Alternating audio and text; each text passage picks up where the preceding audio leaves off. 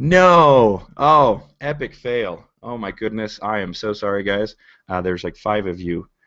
Um, I just started talking and my mic was muted and I was choking on water and stuff and I was telling you a story and probably the five of you, now the seven of you, 10. Wow, there's a bunch of people here. You're probably wondering where on earth I am. Where's the audio? Anyway, it takes a second for you guys to catch up here. Um, but anyway, what I was saying again, that's a total noob mistake right there. Just know, guys, that honestly, I mean, even the experts can forget sometimes. Again, I had my mic muted, and I started the broadcast, and as I started the broadcast, I was drinking some water, and then all of a sudden I started choke, wrong tube, and so I was apologizing for choking on water, and then I realized that my mic was on mute, and so I had one of those newbie intros right there, and I was all geared up to be like, yeah, that's gonna be super clean and professional and done in one take, but whatever, such is life. How are you guys? Drop a comment. Let me know that you're here. Speaking of comments, just know that most comments and questions I will be addressing at the end. Um, because, well, if I address too many questions, then I veer way off track. For those of you who are used to seeing my hangouts, you know what I'm talking about. So it's a good thing I got this mind map in front of me to keep me on point. But go ahead, drop your comments in, drop some questions, whatever you got, whatever you're thinking. How's the weather? How's your Sunday, your Monday, maybe your Saturday evening? I don't know. We might be in this weird time flux right now, and we're talking about 3 different days. But that's the joy of having a globally based live content distribution system. So anyway, leave some comments and let me know that you're here. We will be starting soon, as I said. I was just meandering around the topic of the fact that I thought this was going to start out much more professionally than than it has. Oh, stupid water. Oh, stupid water and noob mistakes. So we are talking about having a YouTube channel and Google Plus page review for those of you who are just joining us now. I'm seeing more and more people joining live, so that's really cool to see. And I got to say, I'm really, really excited about this because I didn't realize how popular this would be. I really like. I thought, I hinted, I wondered. I'm like, maybe this would be a good idea. And it like so many of you were just like, yes, let's see this. This is going to be awesome. Like I actually I actually kicked myself. I'm like, man, I should have started doing this a long time ago. But that's also where fear and doubt will get you because I didn't know. I was afraid that people would go, that's a dumb idea. Why would you review YouTube channels and stuff like that? And actually, I listened to a few people that told me that too, also. So like this moment here right now is awesome. It's very validating to see how many of you are here live, just jumping in and excited to see this. So. For those of you who don't know what I'm talking about fear and doubt, those of you who are in the community, you know what I'm talking about. There's a post, wasn't as popular as this one when I was talking about reviewing YouTube channels and stuff, but it is by far one of the most popular ones, and yeah, fear and doubt. It doesn't really have anything to do with G-Tron, but it's something that everybody deals with in their business, so check that post out when you got a second. And there I go again. There I go again using the wrong keyboard. Folks, I have a mind map in front of me on my tablet to keep me focused, right? Because you can already probably tell, like, wow, he's kind of all over the place. But that's just how I roll. And it's also how I make really good content. So just bear with me. I get to my points, and they always make sense, and people always seem to like where I go with things and how I do them. So, but I have this mind map on this tablet in front of me, and there's 2 different keyboards, and I always use the wrong keyboard for the wrong thing, and I always stop myself. So that was the first time. Probably hear me say that a couple times. That's the second time. Anywho, so I'm looking at this mind map. Like I said, we're starting very soon. I'm really excited that you guys are here. And most of these hangouts, right? So what you're watching right now is a hangout on the G-Tron YouTube channel, right? Now, I could go into more detail about exactly what that is for those of you who don't know what G-Tron is and you're just wandering in here like, what on earth is this? Um, my brother and I, Van Miller, by the way, I'm Zane Miller in case you didn't know.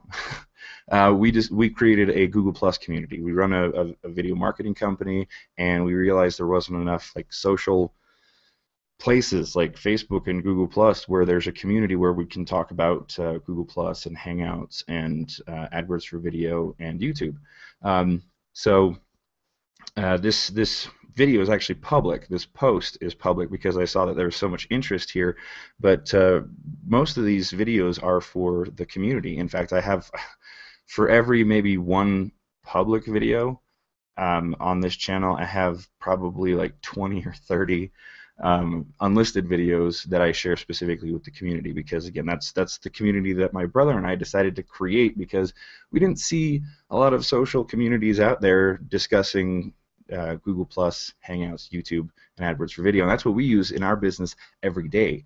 And we just wanted to be able to do that. So again, this is a totally new thing as far as like public videos and stuff. We also have our Hump Day Hangouts on Wednesdays, but that furthers what we're teaching in our community. Of it's not that hard to have consistent content if you plan it and then you just do it and whatever. But I digress. These videos most of the time are for the community, but again, since we got such a huge response from all of you guys, even more people coming in, awesome.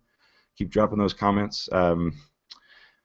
Again, most of the time it's for the community. Everything's unlisted. This is public, and I think you guys will really like it. So before we get into the soup of it all, I did want to point something out. So let's do this. Let's take down the overlay, and bam! Hello, everybody. Right? You can see my crazy hair here, and you know, I really envy people like Jason Fladlin and Colin Terrio, who can just instantly, almost overnight, grow these like chia pet-like beards, and I'm so jealous of them, because what I actually have is this going on, this uncontrollable. I mean, it's a wild animal up there. So I don't usually like it that much. Usually it's pasted down, you know, with hair gel and stuff. But if I'm going to be doing more of this kind of stuff, you guys got to see that like my hair most of the time looks like this. And when I do like my more professional, like polished videos, my hair's like actually combed. But this is au naturel, so I might as well take advantage of what I got and you know, establish a bond between us, so that you can see that this is it. This is raw, right? For those of you who've seen some of my other stuff, you can see that my layout is a little bit different, because I always want to encourage people that they should, you know, have some kind of backdrop. Like, right, this isn't a wall. This is a blanket behind me that I hung on a wall, so it didn't look like it was just a regular wall. It looked like it was a backdrop, right? So again, this looks different. This is also intentional. I want to show you guys that you should be experimenting with different things. I also need to get a plant. Van keeps telling me make it more interesting. Right now we have the backdrop of just me, so I like to wear interesting shirts, right? What we got right here. This is from Piper Down. This is what me and my friends were the official softball team, and for Piper Down and all the other bars and pubs in Salt Lake, but there are no pubs in Salt Lake. I mean, like that's the only pub. Like, it's an old school, old world pub. Anyway, number 3 right there, right? Because I learned that Babe Ruth's number is 3. I thought that was pretty cool. But again, here's the backdrop, and I want to take a minute before we get into this review, because I want to teach you some stuff, right? All this is leading up to something, I promise. So what I wanted to talk to you about is content syndication before we get into the actual review, because this is actually something that I did. This is something that I know a lot of people. Well, I know no one else is doing this thing, right? But it's very effective, and I want to show you what I'm doing, because I think there's actually more to the overall grand scheme of things.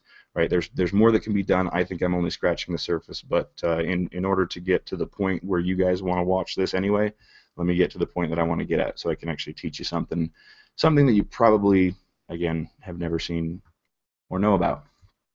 So I'm going to share my screen here, make sure I got the right things open. And again, thank you. Wow, there's even more people showing up live. Thanks again, guys. And this is also my way of being able to show you, like, hey, this is what it's like interacting with me live. And so far, I keep getting more and more viewers, so they seem to like it. But this, again, is my style. I'm very stream of consciousness. This is what I'm doing. This is real time. Let me throw some ideas at you, kind of thing. But I do keep it in a relatively structured format to keep me on point. But for those of you who are just joining live, if you've never met me, you don't know who I am, my name is Zane Miller, and this is how I roll, right? But it creates a very interesting atmosphere, and it creates a very awesome conversation, in my opinion. I can already see notifications popping up all over the place. I haven't checked any of the comments just yet, but please continue dropping your comments and letting me know your thoughts as we go. So I want to talk to you, before we go into the review, I want to talk to you about content syndication, right? Now, what you're seeing right now, what you're experiencing live, all 25, probably a few more of you, there you are, who are currently watching this right now, you guys are experiencing this live and in real time. You guys get the greatest benefit of all of this, because your synapses get to fire pretty much at the same time as mine, and when it comes to like human brains, they really dig that, right? So that's one thing that happens in a hangout, and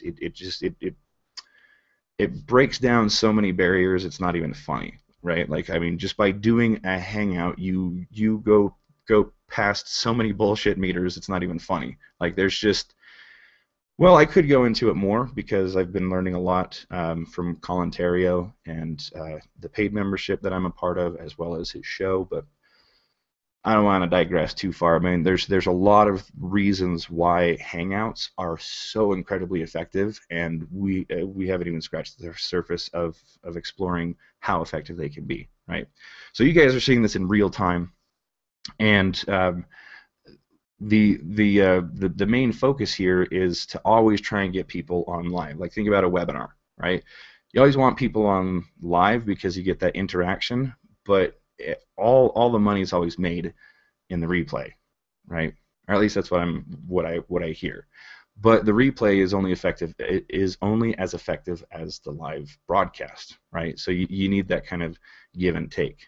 Now, what you're looking at right now is the Google Plus community that started this whole thing. 469 members. Wow.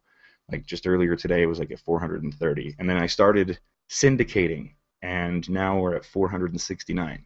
All right, so like, you couldn't get more real time than this, folks. All right, like this is real time results, and for those of you who are in the community, you know what I'm talking about. Earlier today we had 430 members, and now we have 469. So those are the results, and I believe it's because of this content syndication that I'm talking about right now. So it started with me saying, okay, I think I want to do this idea, and I tested it out. I wanted to see what the community thought. So I asked the community, and here we are. I have this post that I made: to review or not to review, and there's some notifications, even more comments, right? So I'm really excited to see some of these, but again, we're gonna have to hold off until a little bit later, right? So I made this post right here that you can see: to review or not to review, and I have an animated GIF here. And for those of you who are not as familiar with Google Plus as some of the others in the community, you're probably going, holy crap, how did he do that? Like, it was really easy. When I made the post, I uploaded an animated GIF that I downloaded from the internet. Like, this, I didn't make this, I just found it, right? Like, maybe I should have I should look through the royalty-free archives or something like that, but I found it in Google, and I just uploaded it, right, as the GIF format, right? So I didn't do anything. I just uploaded it, and Google Plus took care of the rest, right? So anyway, this post that I made, I thought this was a good idea, so I started here, right? And I started it from the community, which is a private community. You have to actually ask to join, right? So I started with a very close circle of people, right? Hey, we're in Google Plus circles, haha. See how that works? Um, so just kidding. But not really, because that actually does make sense. So it started with the very close circle, and then I went, let's put it out there. And once I found that there was interest, the next thing that I did is I came in here into my event, into the events. Now here's something that you guys, that if you don't know about Google Plus, when you create a community, this events category is in here by default. It's just here automatically, which I think is really cool, because no one sees this really, really awesome trick, right? So I'm going to click on events, and for those of you, yeah, those of you who are in the community, like, boring, I've already seen this, but some people haven't, all right? So I'm just assuming that's how you're going to sound. Oh, this is boring, right? Anyway, so this, you can see, like, these like, we have private hangouts, so this is paid content, right? But, like, free content, paid content, you guys are watching the free content. Don't worry, I'm not going to try and, like, make you, like, stop, give me money. I hope, I wish that would be cool. Like, okay, now I'm detracting. So here's what I did. So I came in here into the events category in this in my Google Plus community that I created, and I can go over here and I can click on create event. Now here's the cool thing. I'm going to jump over to the event, and now I'm going to see all the comments and questions and stuff like that. So I hope I don't get too distracted. Hey, look at that. That's the hangout happening right now in real time. It's like Inception. Um, Look at that, +9. Thank you, guys. The pluses, they're helpful, right? So, nice, nice, cool. All right. I need to. We need to talk. Anyway. Sorry. Focus, Zane. All right. Scrolling down here. This is why. This is why it's so cool to have to start a Google Plus event within a community, because technically it starts out when you create an event within a community, especially one like mine that's private. It keeps it private, and so suddenly no one else can see it. But if you come up here and you click on share event, when you share the event and then you say, I want to share this publicly, which I already did, so I'm not going to do it again, but like, once you share it publicly, then everybody can see it, because the person who created the event shared it publicly, so now everybody can see it. So we get the best of both worlds. What we get is a public event, and then I have, like, right here, this little subtle call to action, like, hey, this is where this came from.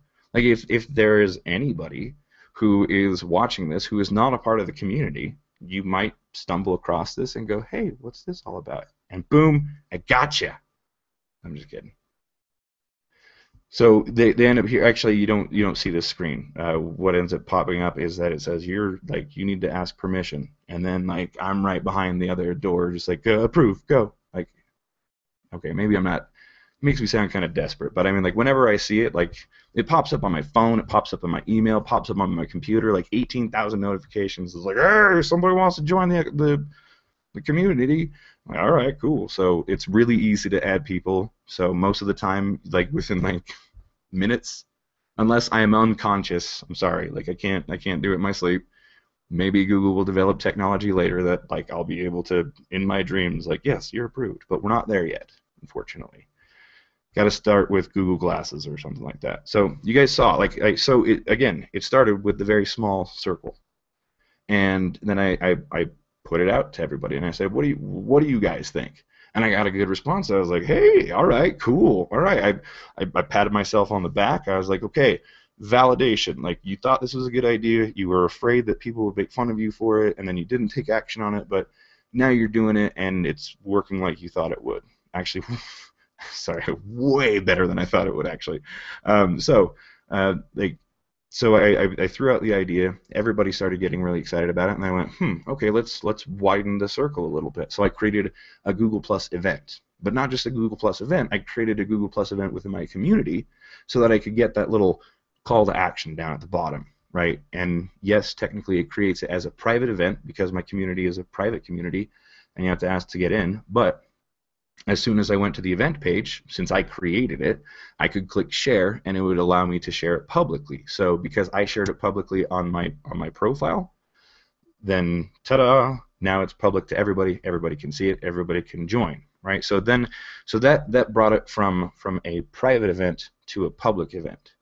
Now what do we have? Well, we have the entirety of Google Plus that has the potential of joining in.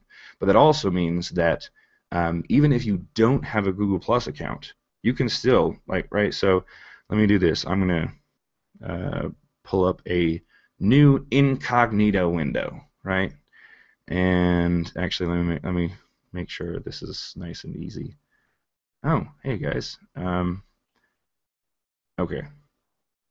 Wait. All right. No, we're gonna finish this thought first. Then we'll come back to this in just a second. Hold on, guys. I'll get you in here in just a second. But you don't have to be a part of the community to be watching this right now, right? That's kind of my point. So, copy link address location. Oh yeah. Let's see. Now we're gonna go back into the event. Hey, look at that. Nice. Thanks, Michael. That is really cool. Like I actually wanted to bring up the fact that, hey, check it out, guys. You can upload images to the event. Oh crap! Now I'm getting lost. Where was I going with that? Right? Okay. So the point again, the point where I did this. Curse you guys with all of your great ideas and your awesome comments, getting me all distracted. But back to the main point here, right? Again, thank goodness for mind maps. Whew. All right, so I created the event, and then I made it public, right? And then everybody in Google, stop whacking the microphone, Zane. Okay, so everybody in Google Plus can see this. That means also the public can see this. Oh, that's what I was doing. Incognito window. That's what I was showing you in real time, right? Boom. Enter. Right? So, check this out, right? Because again, there's a lot of you who are like, "Oh no." Like I totally get it. Like you're timid, you're kind of uneasy about Google Plus because you know just as well as I do that you think Google Plus is great, but there's all these people who are like, Google Plus and blah, and they're just like, and they do sound like that, by the way. Blah. At least that's what they sound like in my head, because they're closed-minded people, and I think that's a very foolish way to look at things. And I don't even believe it should just be Google Plus. I think it should be everything you could possibly use. Like guys, it's hard enough to do internet marketing as is, right? Like there's no reason to make it harder for yourself because of biases, right? Like just please don't do that to yourself. Use everything. Use Pinterest and Instagram. If it gets you more leads and sales, then do it. All right? If you can still sleep at night and do it, then do it. All right? Like that's just okay, I'm done with that. But the point is here, right, guys? You are timid to be like, yay, Google Plus, or I'm doing something on Google Plus because you're afraid that there's somebody who's going to be like, Google Plus stinks and blah blah blah. And I get it. Like even when I first started, like a lot of people complain like, oh, the comment system was replaced by YouTube's comment system was replaced by Google Plus, and everyone freaked out over that. But like Google had made that change like a year and a half earlier. Like it was like no one noticed it when it actually happened. I noticed when it actually happened, and I was pissed. I was like, I don't want a Google Plus account. Why are you doing this to me? But then I figured out why it was good, and I freaking loved it. But I've been there. I've been the guy who's like, stupid Google Plus, I hate you guys, to the guy who's like, ah, crap. Now actually I do like Google Plus. How do I explain this to people? You don't have to explain it to people. There's plenty of ways that people can experience your content on Google Plus without even having a Google Plus account. And this is proof of that. I opened up an incognito window, threw the link in here. This is the event link, and now you can see. Now, like here's another thing, guys. Now I know there's a lot of you again who are like who found this community and are watching this video through Google Plus, and like the whole, like you see the wave of marketers, here we come. Like you're like, whoa, hey, who are these guys? Like it's a totally different place. I mean, I get it, but we're talking about being able to market using Google Plus, and this is one of like the coolest ways that I've seen, especially if you have that The old school internet marketer mindset when you like, I want them to register for my webinar and I want them to do this so I can follow up, like this fits that model beautifully, right? Because here's what happens, right? You can create a Google Plus event, and anybody, you don't even have to have a Google Plus event or a Google Plus account. Anybody can just jump here and just start watching. Like, I mean, like, that's really cool because this is also a public page on the internet. And you can, I mean, I'm serious, guys. Like, you make a replay of a webinar, but you don't like put it in an email, or you don't upload it to YouTube, or you don't like if you just make a webinar and then you don't do anything with it, like, no one in the universe is ever gonna find it unless they specifically ask you for it. Like, it's just not gonna happen. Whereas if you have a public Google Plus event page, it just floats out there in the internet ether, and all the stuff. Like, by the way, thanks for the comments, guys, because what this is doing is it's helping me, right? It's helping me get more exposure, because all of your comments and all the things that you say will be used in some form in a future algorithm that Google is probably working on at this very moment to be able to go, we really like our social media platform. How do we get more search results to show up with our platform and stuff? Like, posts on posts in Google Plus, public posts, things like that do show up in the Google search engine, like the regular search engine, not just the Google Plus search engine, because they have that, but also the regular Google search engine, right? You can't tell me you can't, like, I've never seen a webinar or a Facebook post ever get ranked in Google, again, by itself, with no other like marketer intervention, right? So right there, guys, you guys just, I hope this is blowing your mind, because it should be, because it should, like, you shouldn't be intimidated by Google Plus at all, because it's less about, like, you know, it's just cool, guys. All right, it helps you, right? And if we want to go back to this whole, again, like, how is this like a webinar? Well, when you click yes or no, like, are you going? If you have a Google Plus account and you're logged into that Google Plus account and you click on that, then it will instantly put a Google Plus calendar notification in your Outlook or whatever, or however it's connected through Google's super brains. I don't know. There's quite a few technical people in the community, so maybe you guys can explain it to me. But like, the point is that this gets posted on people's calendars. And just like how GoToWebinar works, it reminds them that things are happening, right? Like, that's, I mean, again, another perk about GoToWebinar is that when they register for your webinar, then they get reminders, and they're like, hey, what's up? They do the same thing with the Google Plus event page. Like, it's just, guys, it's awesome. Don't let it scare you. And again, really, the main point of all of this is that you don't even have to be a part of Google Plus to watch a live hangout on air on a Google Plus event page.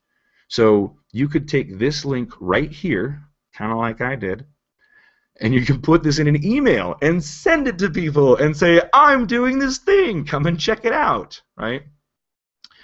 If I wasn't so busy geeking out about all this stuff, I probably should have sent an email an hour before and just before this event to the email list. But, you know, again, that's, I got somebody who can think about that stuff right now. By the way, hello, Nick Garcia. You are the man. Really, actually, in fact, hold on just a second. I gotta do this. I gotta do this. Nick Garcia, you awesome person. Okay, I can't hear that. I don't have my headphones on. I clicked on the clap thing, right? Because Nick Garcia is awesome. By the way, he's the one that figured out how to say what I should have said, and explain to you guys like how, like, this is a pretty cool idea. You guys should check it out. So he, like, the thanks should go to him, because he actually explained this the right way, so that you guys would be like, hey, this is pretty cool, because it is. So I took this link right here and I sent it to my email list, knowing full well that even if they didn't have a Google Plus account, then they could still go to this page and they could at least kind of figure out where I'm going with this. And then they could go, oh, okay, cool. And even like right now, you can click on it, right? Inception. Look at that, right? That's crazy. It's happening in real time, time. Okay. Anyway, so let's pause that. So they could see even if they started beforehand, before it was actually live, it would actually have a countdown timer. Like you can plan this weeks in advance, guys. Weeks, months, years if you want. You could plan hundreds of them all at the same time, and there's all sorts of SEO benefits with that. I've tried it already. It's awesome. Okay. So even if you didn't know squat about Google Plus or even cared about it, like it looks decent enough, right? And this header that can be custom, right? But this is interesting enough that like even if they just purely hated Google Plus with a passion, maybe you could click the play button and be like, all right, this guy's kind of weird, but hey, look at this. Here's an image. What is this image doing here? Oh, it's from one of the people in the actual Hangout who made a comment and then did a screenshot. I didn't know that. That's pretty cool. Yeah, it is. Okay, now I'm getting ahead of myself here. Because I'm just guys, as you can tell, I'm pretty excited about this stuff because I can see how powerful it is, and it's frustrating because most of the time it's not exactly like Facebook, so people don't like it. I mean, just like if you want to talk about minds being blown, that's mine. Like really, like you're gonna be that close-minded about it because it's not exactly like Facebook. Okay, that's fine. I just think that's a really foolish way of doing business, right? So I took this link, right? I know I take these kind of windy circles, but they have a point. So I took this link and I put it into an email, and then all of a sudden the circle of influence grew more, and the interest grew even more, right? So then we were getting even more people going to the community, even joining in, right? Like you guys saw, like I told you a little while ago, we were at 430. In fact, actually, let me do this because it'll help me stay on point and stuff like that. Let's see what we've got notifications. Awesome. Look at all the awesome comments. You guys are awesome. All right, so let's go in here, right? Because I can actually show you something pretty cool too, right? So we were at 430. Now it's 469, 70, 71, 72, 73, 74, 75, 76, 77, 477. Like this, again, this is because I'm syndicating the content. Like I know you guys haven't never heard of this because I haven't told you about it. I'm just kidding. But like this, again, you're seeing in real time how effective this is. And I know, like I know I told you that we do like review stuff, but this is really helpful stuff. This is good, and I already know you guys like it, so whatever. I'm overthinking it. So I'm going to approve all these people, but one thing I'm going to do is I'm actually going to do this. I'm going to make sure that every person, okay, they're in. All right. And there is a point to all this, but I want to make sure that all of these people, okay, all of these fine folks are in a specific circle. And you can see that there are some people who are already part of some circles, and they're right. There's check marks already there. You're like, what's that all about? Because, guys, this is and approve all of these. Bam. Welcome, all of you. You guys are awesome. I'm going to click the. Again, I can't hear that. I forgot to put my headphones in, but that's not going to deter me. 470. Come on, it's 477. There we go. All right. So again, guys, like what I did there, I wanted to make sure that everybody was a part of the M2 methods circle. Right now, you can have the same person a part of multiple circles, right? So that means I need water. So like some of the people that you saw were already people, like I had already circled them, and in my opinion, when you're like, if you end up in the community and you're in the M2 methods circle that I add you to, like you're a part of a very close circle, because again, you guys have basically raised your hand and said, yeah, I dig YouTube and AdWords for video and Google Plus and Hangouts. Like that's cool. I'm right there with you, man. Or like maybe you're like, hey, one of these are cool and I'm interested in the others. Whatever way you're here, that M2 methods circle, that's that's a close circle because I'm extremely passionate about this stuff. So that's a close circle to me. So like as I see it, I saw people went from a very broad circle of mine, like maybe I was following them, like as in a specific circle called following, right? And I interacted with them at some point because you saw there was actually a pretty big list, right? And I circle everybody in different capacities. Like, did I see this person at a live event? Is this person somebody that I know? I mean, like I used the tool as best as I could in the way that I think that a marketer should use it, and that's how I've been using it since I started back in the beginning of 2012. Like that's just like there wasn't any like rhyme or reason to it. Like I had my theories and assumptions, and they're accurate, by the way. So like what happened was that like these people started getting into like closer and closer circles to me. Like they started out, I met you here, and then I created another circle of something closer and closer. And again, to that end, my point here is that I add all these people to this M2 method circle, which again I consider as a close circle. This is my community. These are people that I know, like, and trust, and you know, like, and trust me. So we're at a very good gelling point here. And again, when you see that there's other circles that people are a part of, it's because they started at one point in a much further, broader circle, ended up in a very close circle. Which, again, that point is to explain the concept of circles, right, and how to use them to your advantage. You start very broad when you're reaching out to other people. Even people that you want to either joint venture with in a product or something like that, or even your customer base. Again, you can start it with very broad, and as you interact in the future, you create additional circles that segment your lists into a point where they get closer and closer and closer to you, and they get closer and closer and closer to pulling out their wallet, right?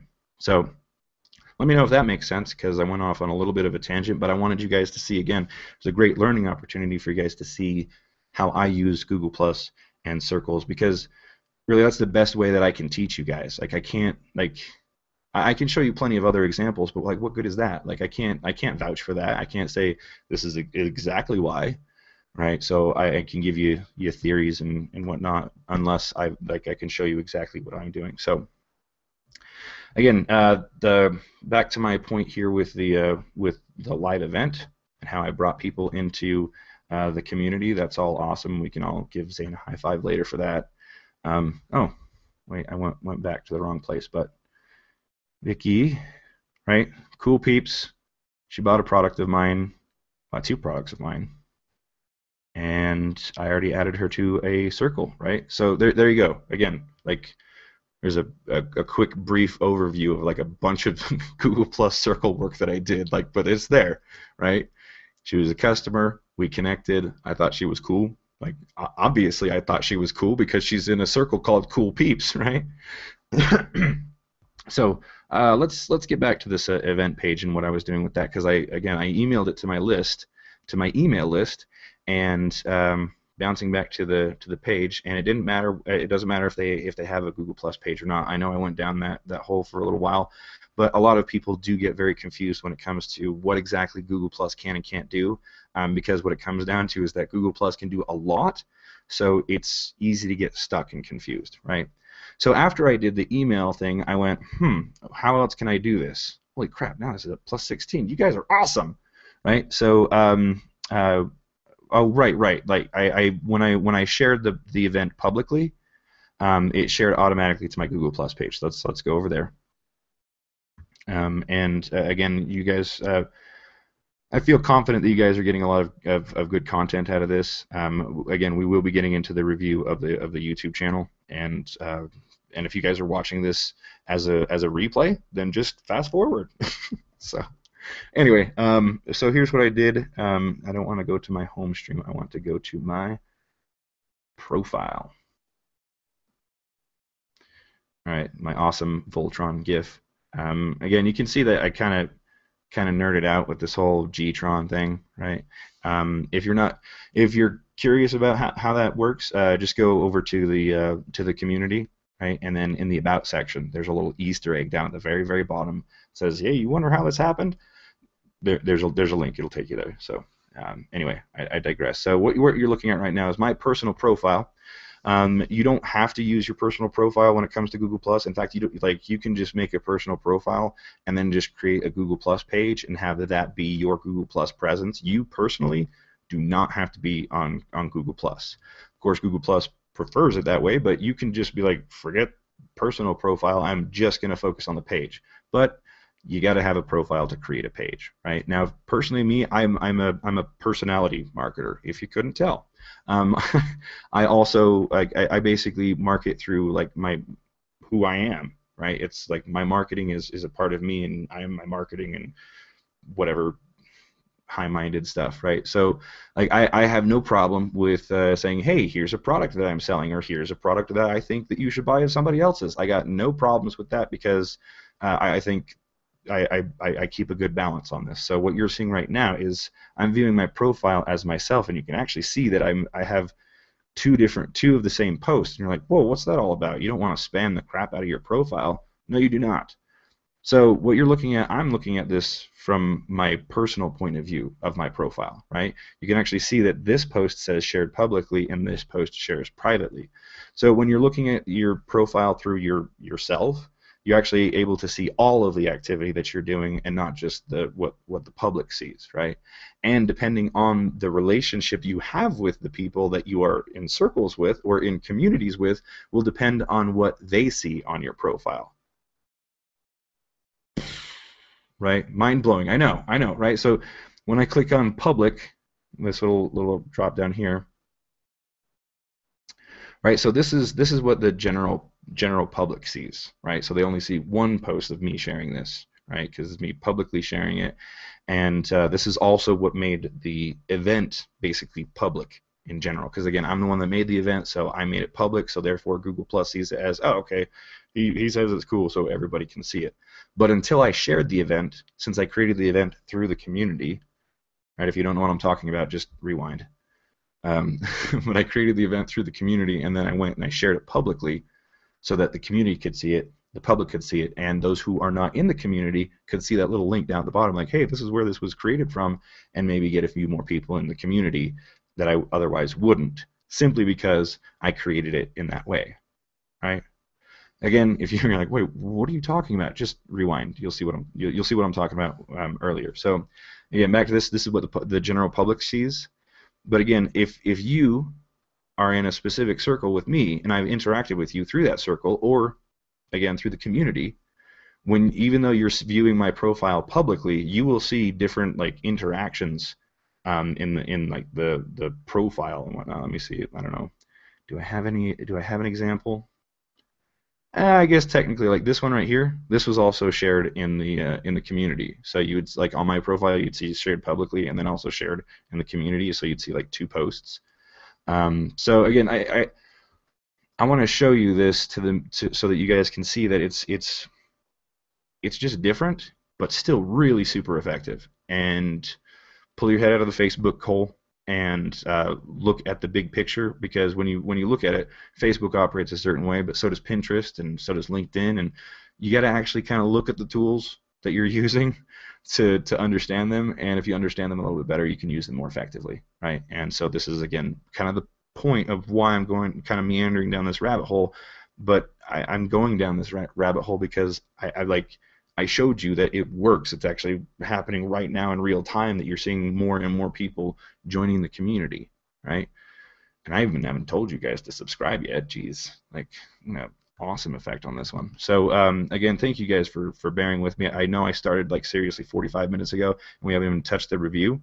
But I think you guys are really liking this, and like I said, if you're watching the replay, just fast forward. So until that point, so we went into the personal profile, but I'm not done yet, right? What else did I do? Well, since I know people are, again, they're hesitant when it comes to Google Plus, right? And again, I'm not afraid. I ain't no fear. And again, I gotta stay. Actually, I gotta stop and take a minute, right, guys? I know this is like kind of real time, and I'm kind of going off on tangents here and there, and it's kind of goofy and whatnot. But I'm sure as you're reading right now, Mike Caraway, really cool guy. he's had some issues, right? So if you're watching this right now, like bounce on over. Like EBR is kind of keeping tabs on him and letting everybody know. So if you're curious, I mean this I saw a post like on May 29th of his that he took a picture of a gas pump, and it was like, it was like, oh, gas is still under $100. So this is just days that this has happened, but something's going on. He's in the hospital. Again, you keep your thoughts and prayers with him because like he's okay, but like he's not like quite out of the woods just yet. All right. So again, I know I kind of stopped, but that's how raw and real stuff has to go. But anyway, with that said, you know, send them your love, likes, and prayers and things like that. And Mike, don't do anything you'll regret. All right. So, anywho, here we are back to the point. Here's what I also did. Let me go to my profile, and this is what I did. I syndicated my content to Facebook, right? But I didn't just it wasn't just, hey, you should check it out. I grabbed the link, right, the actual live event link right here, and I posted it here on Facebook to my personal profile. And then I even added a little comment right here, so that, we're starting in an hour and a half. Now I could have promoted this, which I probably should have. Probably could have got a couple more people in here, but like for me, and again, this like do what you feel is right in your own marketing bones. But for me, like I I don't want people coming to an event that don't want to go, right? Like I like if anybody feels like they've like the content is being shoved down their throat, if it's from me, it's because I'm like testing something. Like if there's too much, then you let me know. Like because I am the opposite marketer guy. Like don't ever email me again. Oh, I'm sorry. Like I mean, like there's a lot of people who are like have a way thicker skin about it. But like me, like it's hard for me to pay attention to something. So if someone's like, don't bother me, I'm like, I totally get it. So like again, like for me, I don't want to like push what I do too much, and so I'll just like make little posts here and there, and I want to test. I really want to test the effectiveness of the actual like marketplace that I'm in, with no like influence, like so I can get a baseline and go, okay, if I really wanted to push like whatever I was doing, I would have to do X, Y, Z. But I just really what I'm getting at is I don't do like page requests. I don't do a lot of promotion like through social. Like if something's happening, again, I'll let people know and I'll be like, hey.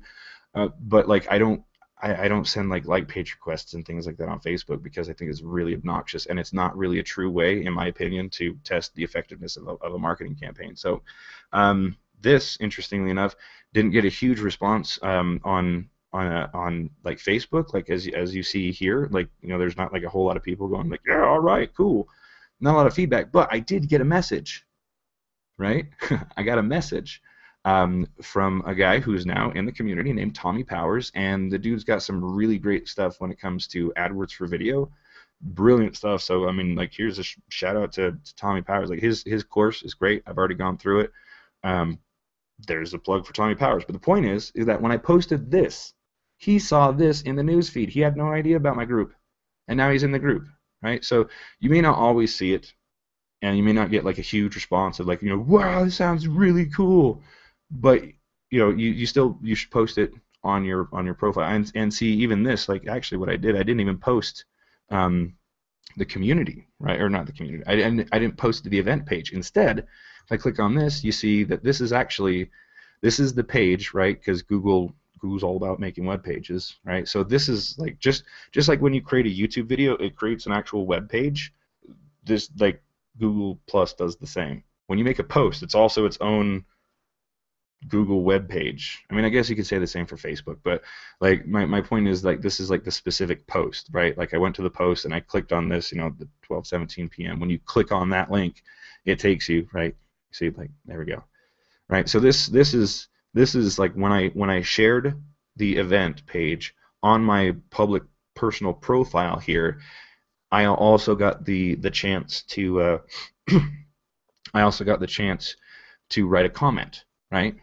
So that's what I did. I wrote this comment.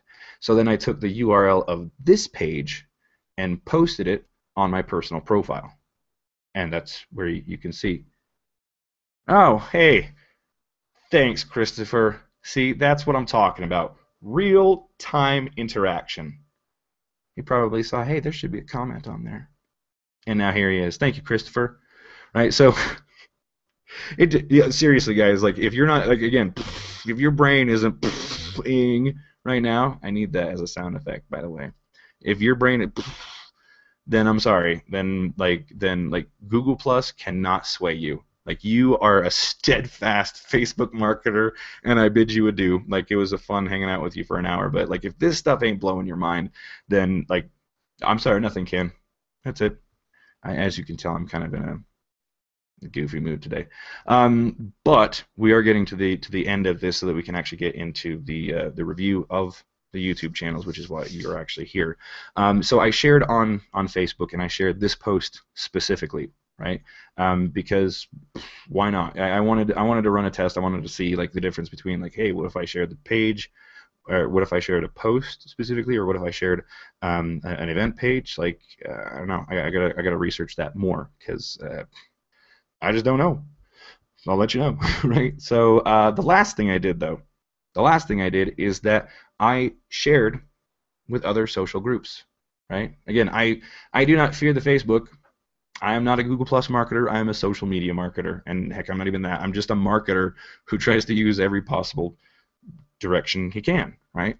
So I actually reached out to she's Mom and Bear, Barb Ling. She's awesome. She can't be here because she uppercutted a moose or something. I don't know. Like, she got funny posts sometimes. But anyway, I wanted her to be here. I wanted her to be here in the Hangout, and we could, click back and forth. Hey, yeah, all right. But it's just me, and that's probably a good thing, because like I said, I've been already going for an hour off this one little thing, and it's just one node of my mind map. But again, it's really good information. So I invited her. I said, do you want to come? And she's like, I can't.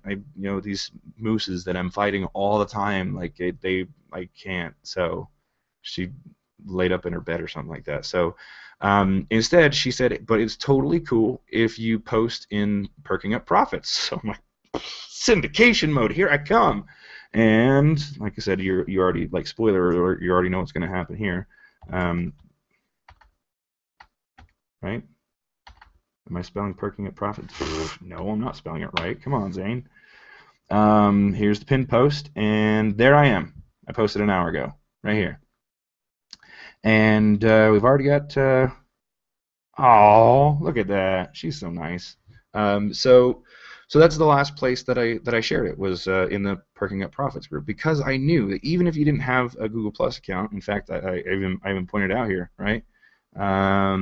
You don't have to be a member of my community or even have a Google Plus account to watch. Click the link, and you can watch the broadcast when we go live, right? So, again, I was able to, through the power of Google Plus, infiltrate the very close-minded people that are on Facebook. Not saying that Perking Up Profits are, right? I'm just saying, if there are people who are just like, grrr, must only be Facebook, they can still penetrate through those barriers, and you can, like, if I really wanted to, I could take this, right? Dun, dun, dun, dun. In fact, watch this. Just you watch, right? I can even go here and go. Wait, let me make sure. I need the raw. I don't know why they do this, but in the actual Hangout window, right? You can click a button and it says links, right? And it'll give you this shortened YouTube link, right? But if you want the actual Hangout to show up in like a playable window, then you need the raw URL. I guess the I guess that's a bit the raw URL. Yeah, I guess that's the best way to put it. So this right here, this is the like the base, the root file, the whatever, like the raw file that you need, right? If I can take this, I can copy this, and I can actually go into Perking Up Profits. I can go to the comment section and paste that in there, like so, right? And wait for it. Okay, well, when there's supposed to be the little player there, but instead, right, when it's finished, right, when I hit stop broadcast, it'll actually be a little video player, right? So like again, infiltrated all of the like infiltrated all of the hardcore like Facebookers with a live event that I created on Google Plus, leveraging YouTube, and that just passes all the filters. Everybody loves a YouTube video, so if they see a YouTube video, like, oh, that's totally cool. But again, I went through all of that. I cut through all the crap, all the resistance, all the issues, all the problems, and I'm syndicating my content live. So again, I guess that's more of a spiel for Google Plus, really. And just one more. Yeah. See, so with that said, right? I just want to pose the question to you guys, right? Where else could it go? Because all we're sharing are links, right? And anybody who knows anything about internet marketing, they know that links are important, right? Like sharing links and having links to be shared. And like if people are sharing your links for you, there's a lot of power in that. So if you strategically place your link in places where people are prone to share those things, that's that's manufactured virality right there. Like if you want viral content, then you have to put your content in places where it can go viral, right? So I'm placing these links, like for example, like I mean, this is just one social media place, right? This Facebook group specifically, on Facebook, right? But Barb, she's got tons of people who follow her, and I have now positioned myself like, hey, you should also pay attention to me and the stuff that I do. I mean, I'm not, I'm not gonna say, hey, no, like I'm not gonna try and hide what I do. This is guys, this is marketing, right? So, like this is giving me a distinct advantage. I'm very grateful for Barb, and she knows that I am. And so, like, this is how this stuff works. Like, it's not just magically everybody shows up to an event, right?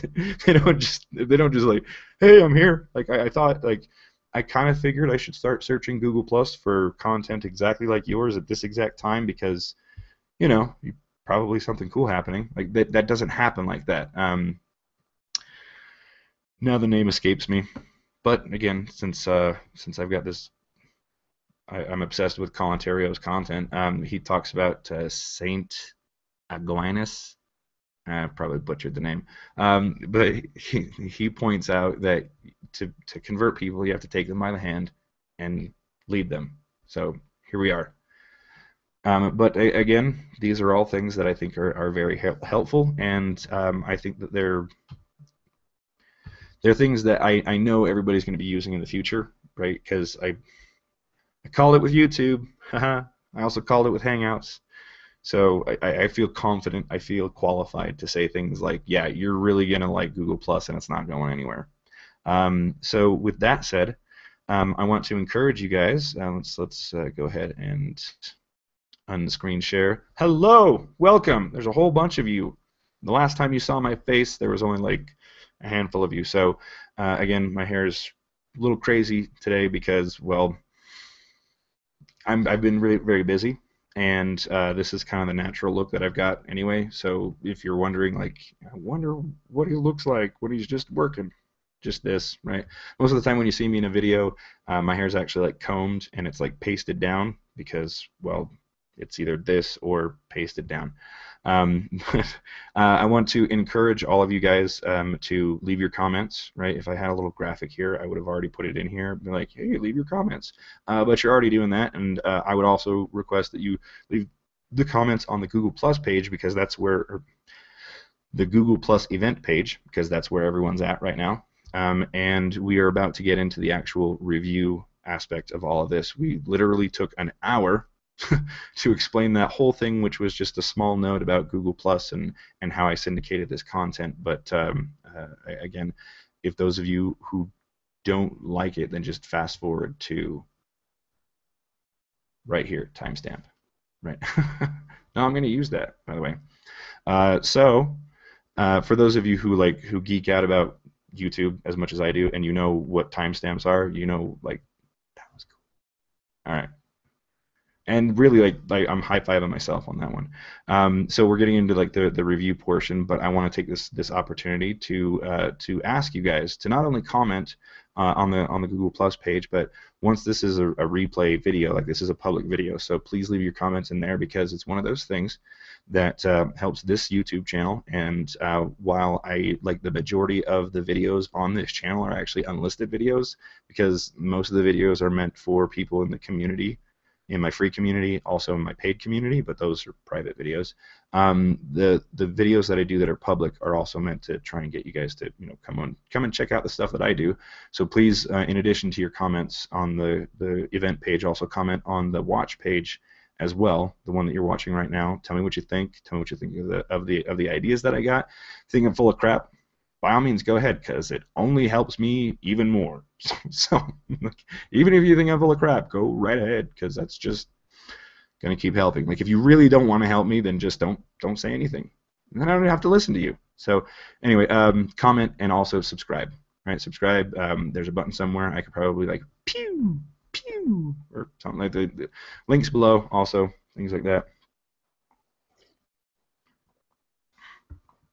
This video is also posted in the community, not just the event page, but also the watch page specifically in the community. So those of you who are watching this in the community, because the live broadcast also is the replay broadcast, like the same exact link that I shared with everybody and I shared with the email, the Google Plus, and the event page, everything, all of it.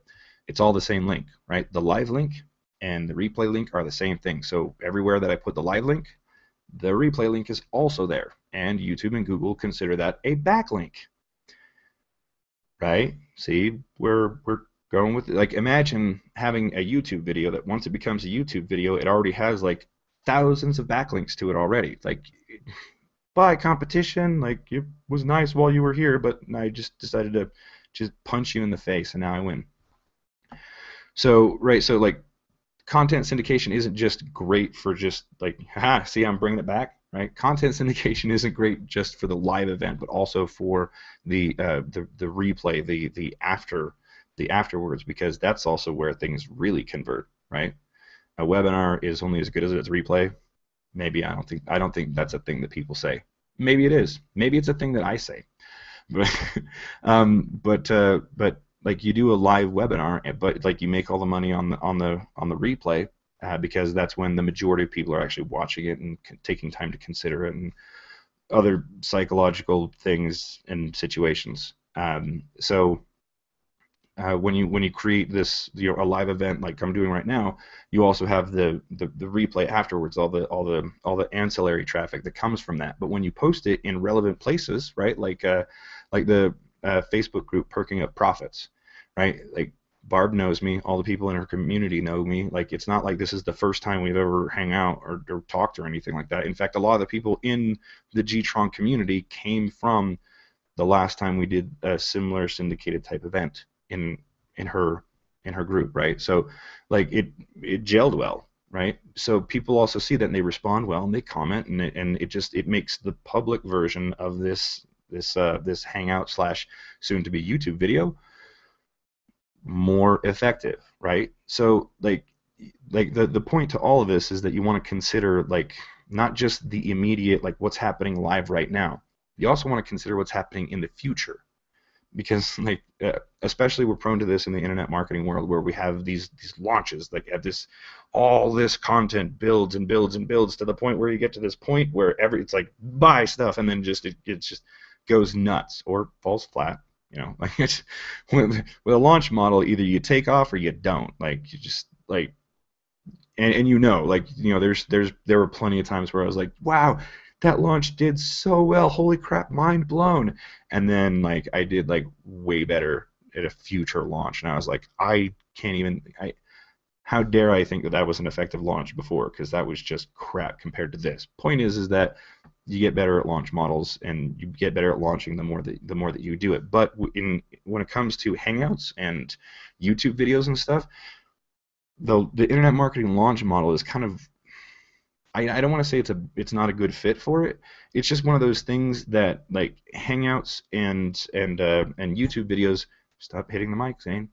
Hangouts and YouTube videos are more effective in sort of a pre-launch thing. Like if you're going to do a launch and then you're going to close it, which bad idea. Like I just don't like have some way that people can buy your product after a launch, because like for me, I just thought that's how it naturally happened. And like I think you're cutting off your nose to spite your face if you're saying like, I'm closing it off and that's it, and like you're only taking like a small portion of what you could get when it comes to a launch. So my point, if you have a way to make it evergreen, make it evergreen, especially if you're going to do any kind of YouTube or Hangout marketing, because YouTube doesn't forget, right? Like it's your content. Like if you do a Hangout, right? If you do this awesome big huge Hangout and you got like 80,000 people to attend, and it's just crazy, you go nuts, and you make so much money, like you've never made more money in your entire life, and in you decide that, okay, I'm going to just like everyone else says, like you have to have an offer close and then that's it, so that's what I'm going to do.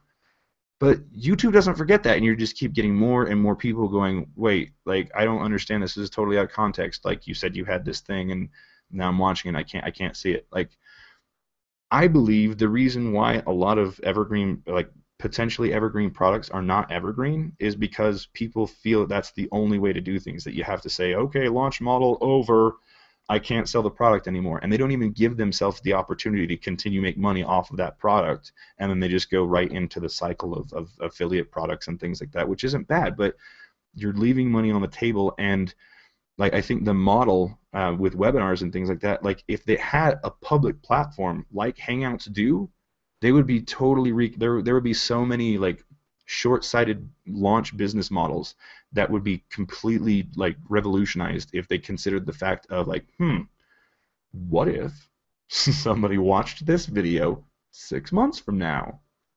Like just that question alone, ask yourself this, like if you did a launch, right? Because there's a lot of people who use Hangouts in a webinar format. There's nothing wrong with that. Very powerful. That's how I sold my product, Tube Method, with Jason Fladlin, right? We did a Hangout about Hangouts, and it sold really well because like how could it not, right? It's a Hangout about anyway. So like there's still a lot of people, there not still, there will always be people who want to use Hangouts in a webinar format. So consider that if you didn't make it like unlisted or private and it just kept floating out there in the YouTube ether, one day it gets picked up by somebody and they're like, why the hell can't I buy this product? Now imagine if they got really, really mad and they started like talking smack about you just because you wouldn't give them the product you wanted to, like I know what it's like during a launch. Like you're willing, like you want to get that huge launch so bad that you're willing to like, give it away to some people if you need to, right? So why would you stop that person 6 months from now from buying your product, right? And that's one of the things you got to consider. You have to think about what happens afterwards and realize that it's not just it's one of those things that people can see later and they will see it later. And I speak from experience. Like there's I actually got a comment. I got a comment today, just today, on one of the channels that I created that for an affiliate promotion, a very specific affiliate promotion that it was only open for a certain amount of time and then it closed. Wonk, wonk, wonk, right? And sure enough, like I guess I should move the link. I should like change it to something where like it goes to an opt-in or my website or the community where it's like, hey, just join this instead. Like offer's not there, but that's totally irrelevant traffic in my opinion. Like anyway, I'm getting away from the point.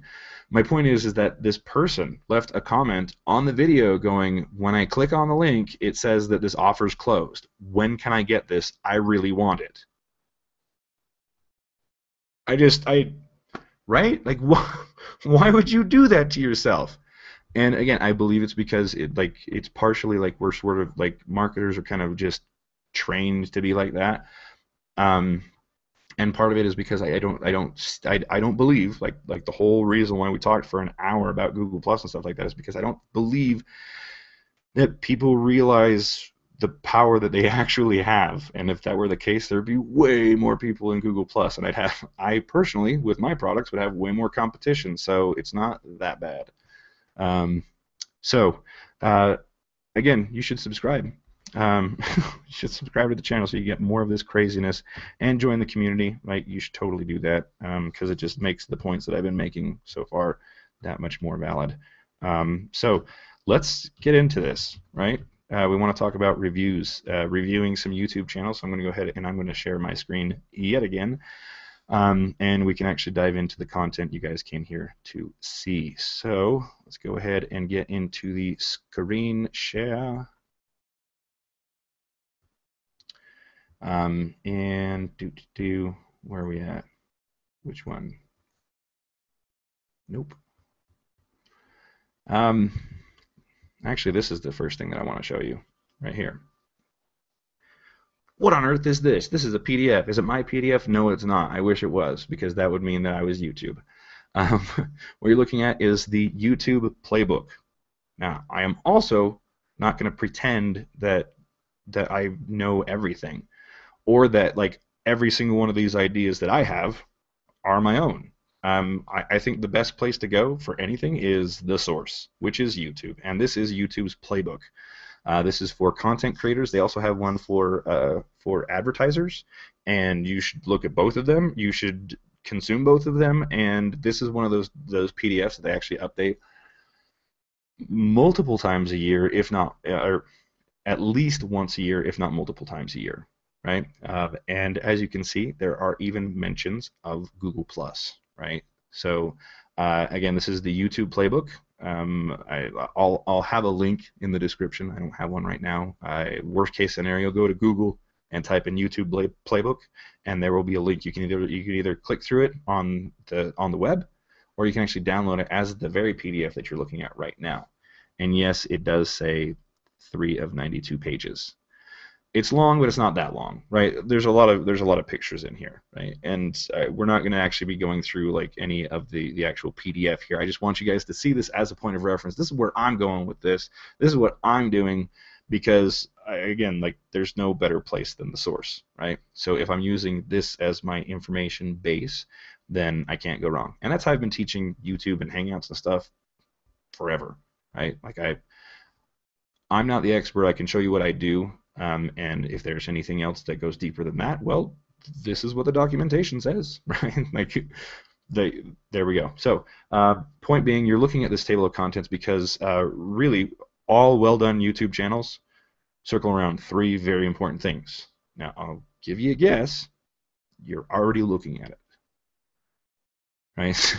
Programming, optimization, and community, right? That's the whole point. Now, this review, this video that I'm creating as I'm reviewing this video, like the main point of this, in fact, also the main point of the modules that I've been creating, found in the G-Tron Elite community, you can buy for crap. Can't remember the prices, but module 1 and 2, I'm almost done with module 2. The whole point of all of this and this review is to show you guys that if you're having trouble figuring out what kind of videos do I make, it's because you're not thinking about these things, right? And you're not thinking about all extra stuff that I talk about, right? Like, the stuff that I focus on fits in the framework of these 3 very important things: programming, optimization, and community. So as I go through this review, I'm going to be explaining things that I specifically look at that also fit into this framework. So again, use that as a point of reference. Understand that this is all coming from the main source, and this is where all of my inspiration is coming from. So if there's anything that you're going, I don't think I quite understand his point, again, if you can always ask me, and I'll keep talking the same way I talk.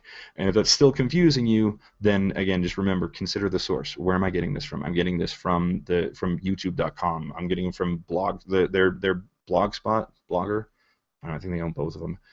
Like, I'm getting my information from the source. So if there's anything that's confusing you and I still can't explain it, and you're like, dude, I don't get it, again, consider the source, check out the playbook, things like that, and it should make more sense. But the point of all of this content that I'm doing here is to help you guys with the toughest part that ever happens with YouTube and YouTube marketing is what kind of videos do I make?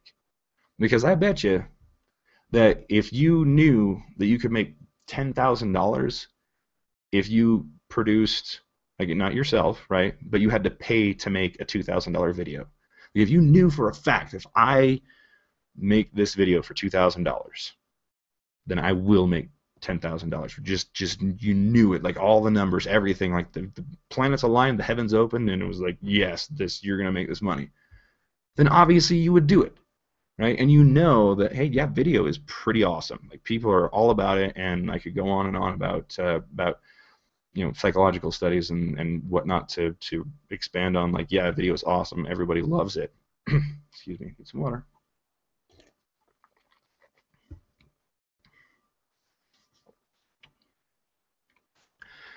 But you know that you would spend $2,000 if you could make 10 grand. Like, that's an easy question to answer.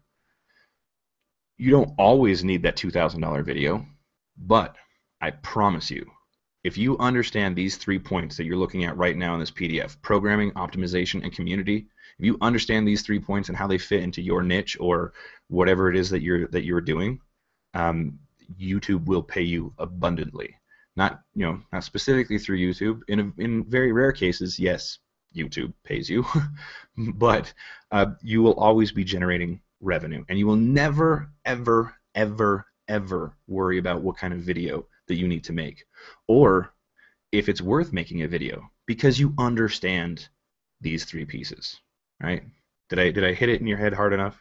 Should I go on? Should I move on? Right?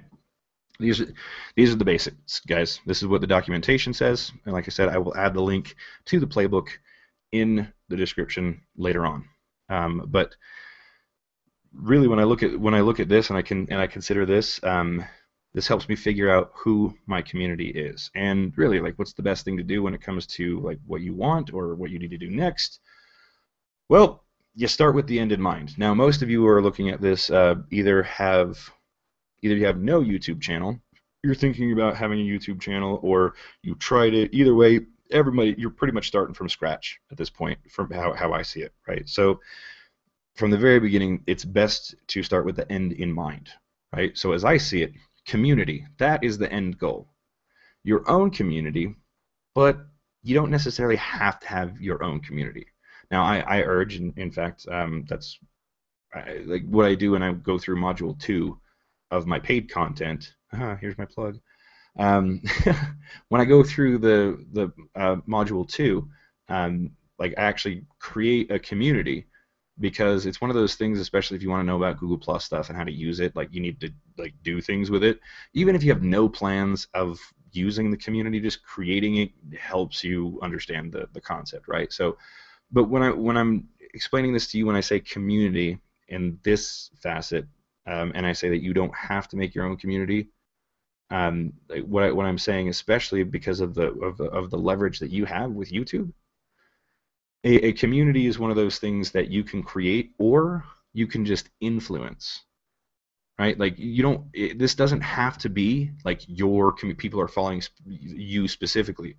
I mean, hell, I already proved it to you guys earlier when I showed you, like, hey, I actually posted this in someone else's community, right? Like, I have that really, video, wow, that's really cool. It's even live, and he's got sound effects, and he's kind of goofy, and he's got crazy hair. Like, I mean, who wouldn't want to watch that?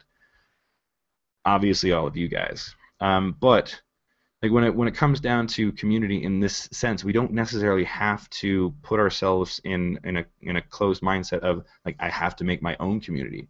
Yeah, YouTube's going to tell you that, but it's because, like, you're you're just doing work for them. Like, they don't have to cultivate it themselves.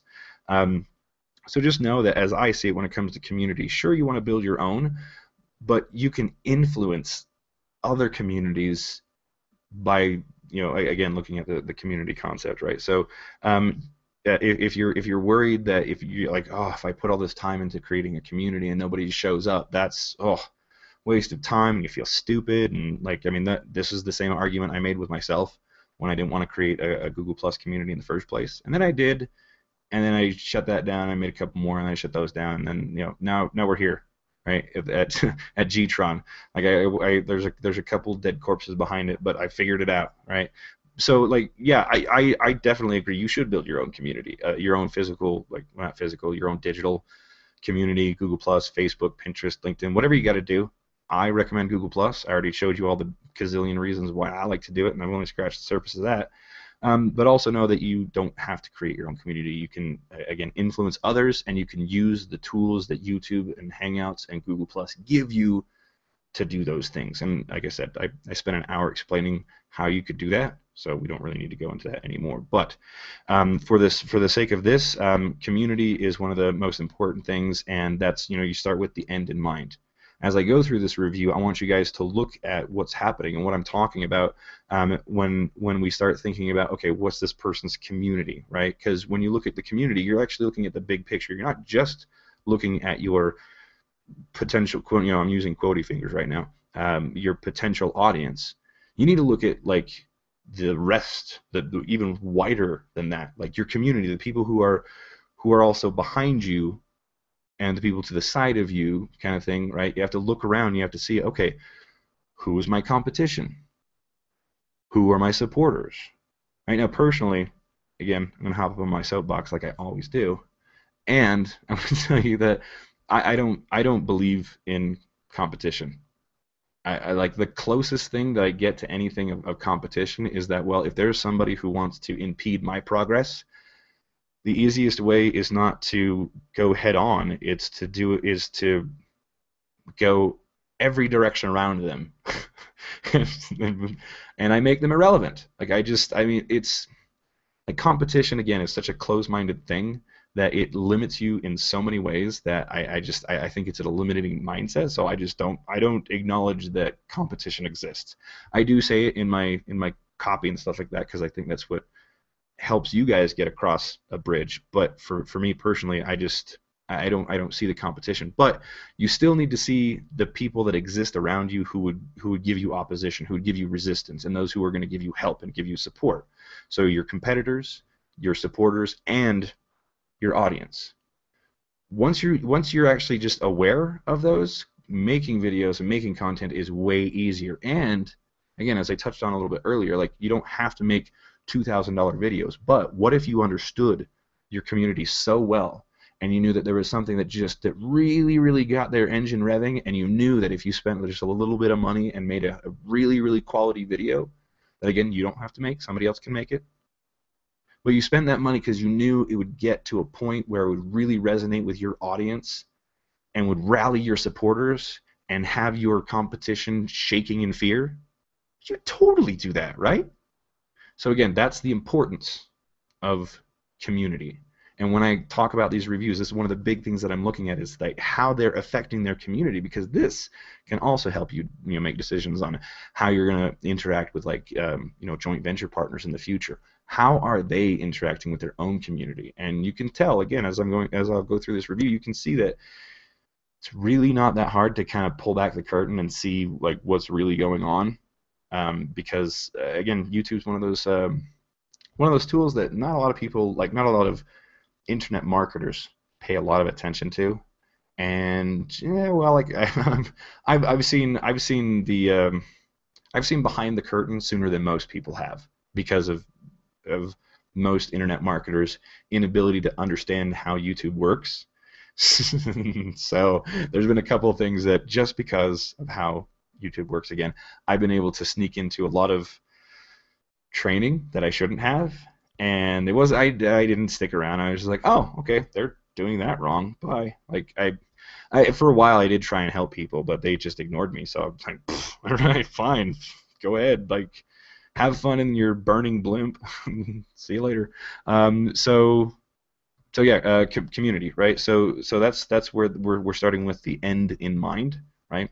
And then programming, I think, is the next thing to think about, because once you understand, right, once you understand your community, the whole community, not just your quote unquote potential customers, but like the whole landscape, then you can start thinking about programming. This is I'm gonna touch on this in my sort of more mind mappy sort of thing. But when it comes to programming, I see this as the same thing as a content plan. Refer to module 1 at this point, right? Again, that's another geeky YouTube thing that if, I just won't know. I'll explain it later in a totally different video. But like I'm kind of giving myself visual and audible cues for later on that I can use for annotations later, because you can link videos and stuff. Anyway, so um, where was I at? Oh yes, so programming. Like once you understand your community, the whole big picture, then you can start thinking about programming. You can start thinking about your content plan.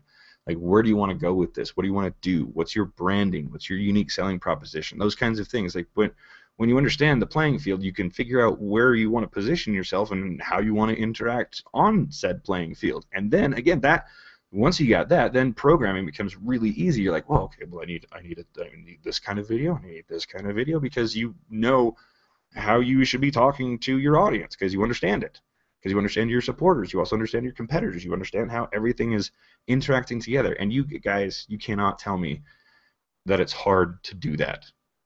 We are living in the age to figure that out in like 30 minutes. You can figure out any niche in 30 minutes. Like you just start with the name of the niche, and with a couple of Google searches and a couple of YouTube searches, and heck, even some stuff on Facebook if you really wanted to.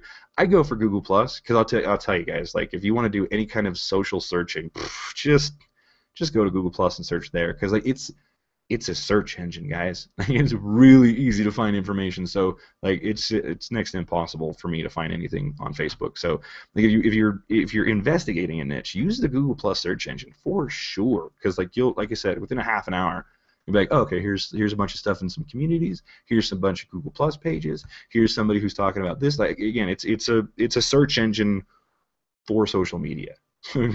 Again, seriously, if you're gonna do research specifically on social media and like communities and stuff, like even if it is like even if you're doing this for Facebook marketing, use the Google Plus search engine. I promise you guys, you will love it, and it'll give you a lot of data really fast that will also help you in Facebook marketing on Facebook, because you're still dealing with the human beings that drive this information. Okay, so again, think about community first, even though that's the last thing you end up with.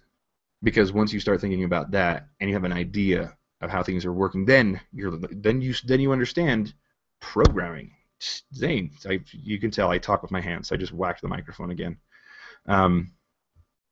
So like you can figure out the programming based on like the community, and then you can start making decisions, right? You can start making decisions about your brand, your unique selling proposition, jargon, marketing jargon. Like these are all things that you guys are familiar with that I'm tying new concepts with, right? So now is the time. Like you think about, okay, this is, what kind of brand do I want to convey?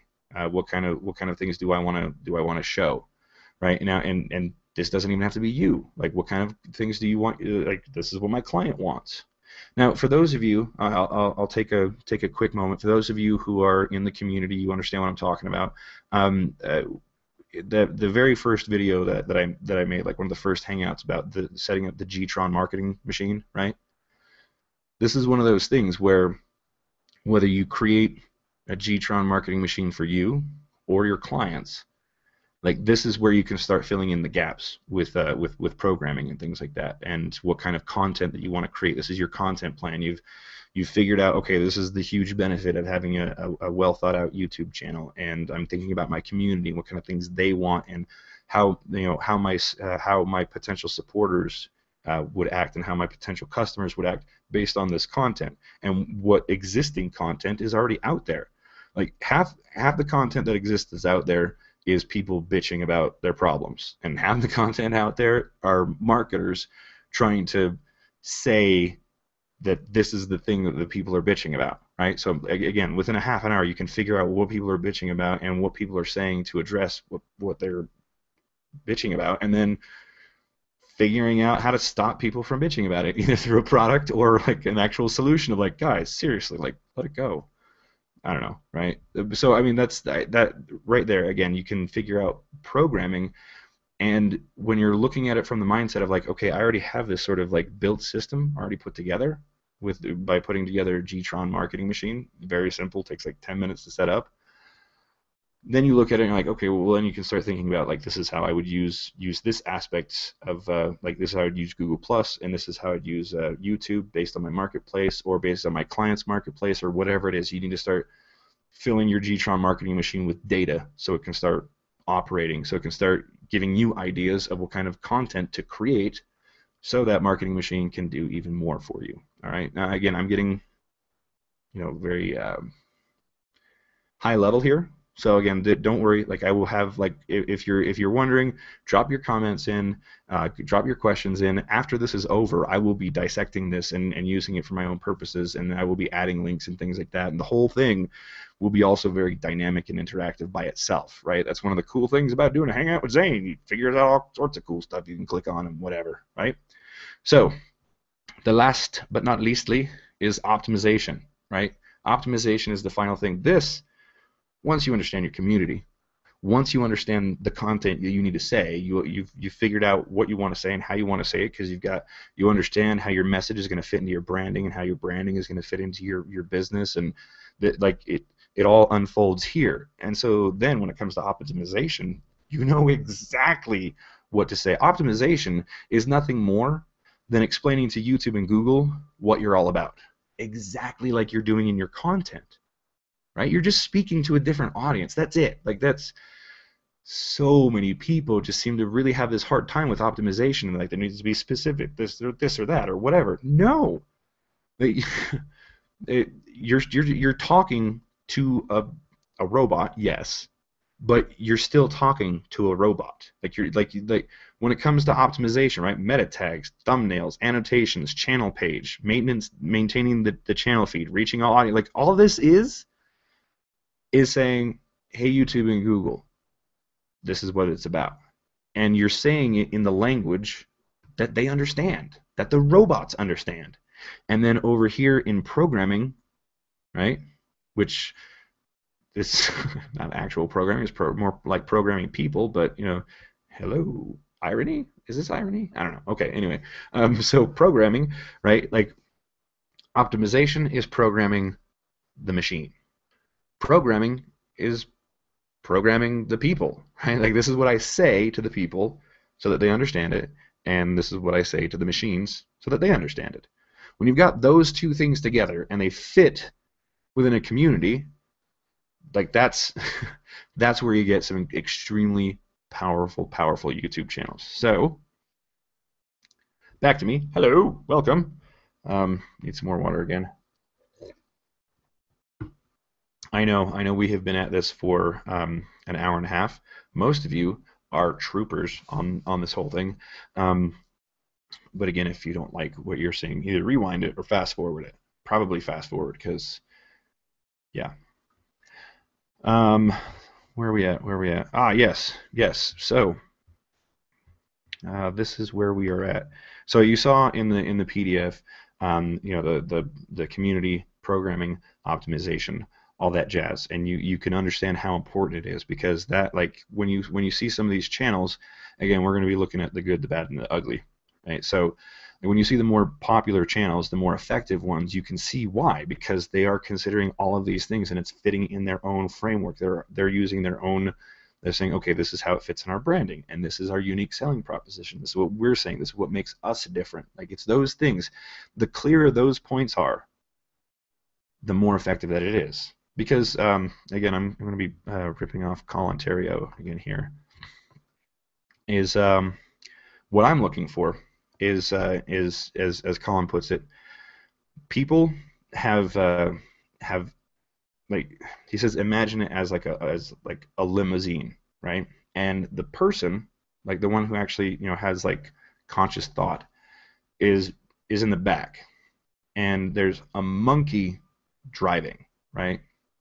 So like most of the time the monkey's in control. The monkey, and that's our base emotional, like this, like when you get angry, it's the monkey getting angry, right?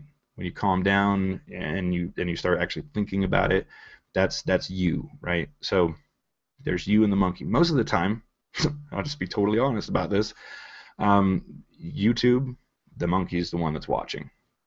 I mean, for the most part, it's a very passive activity, right? Just watching a YouTube video, just kind of whatever.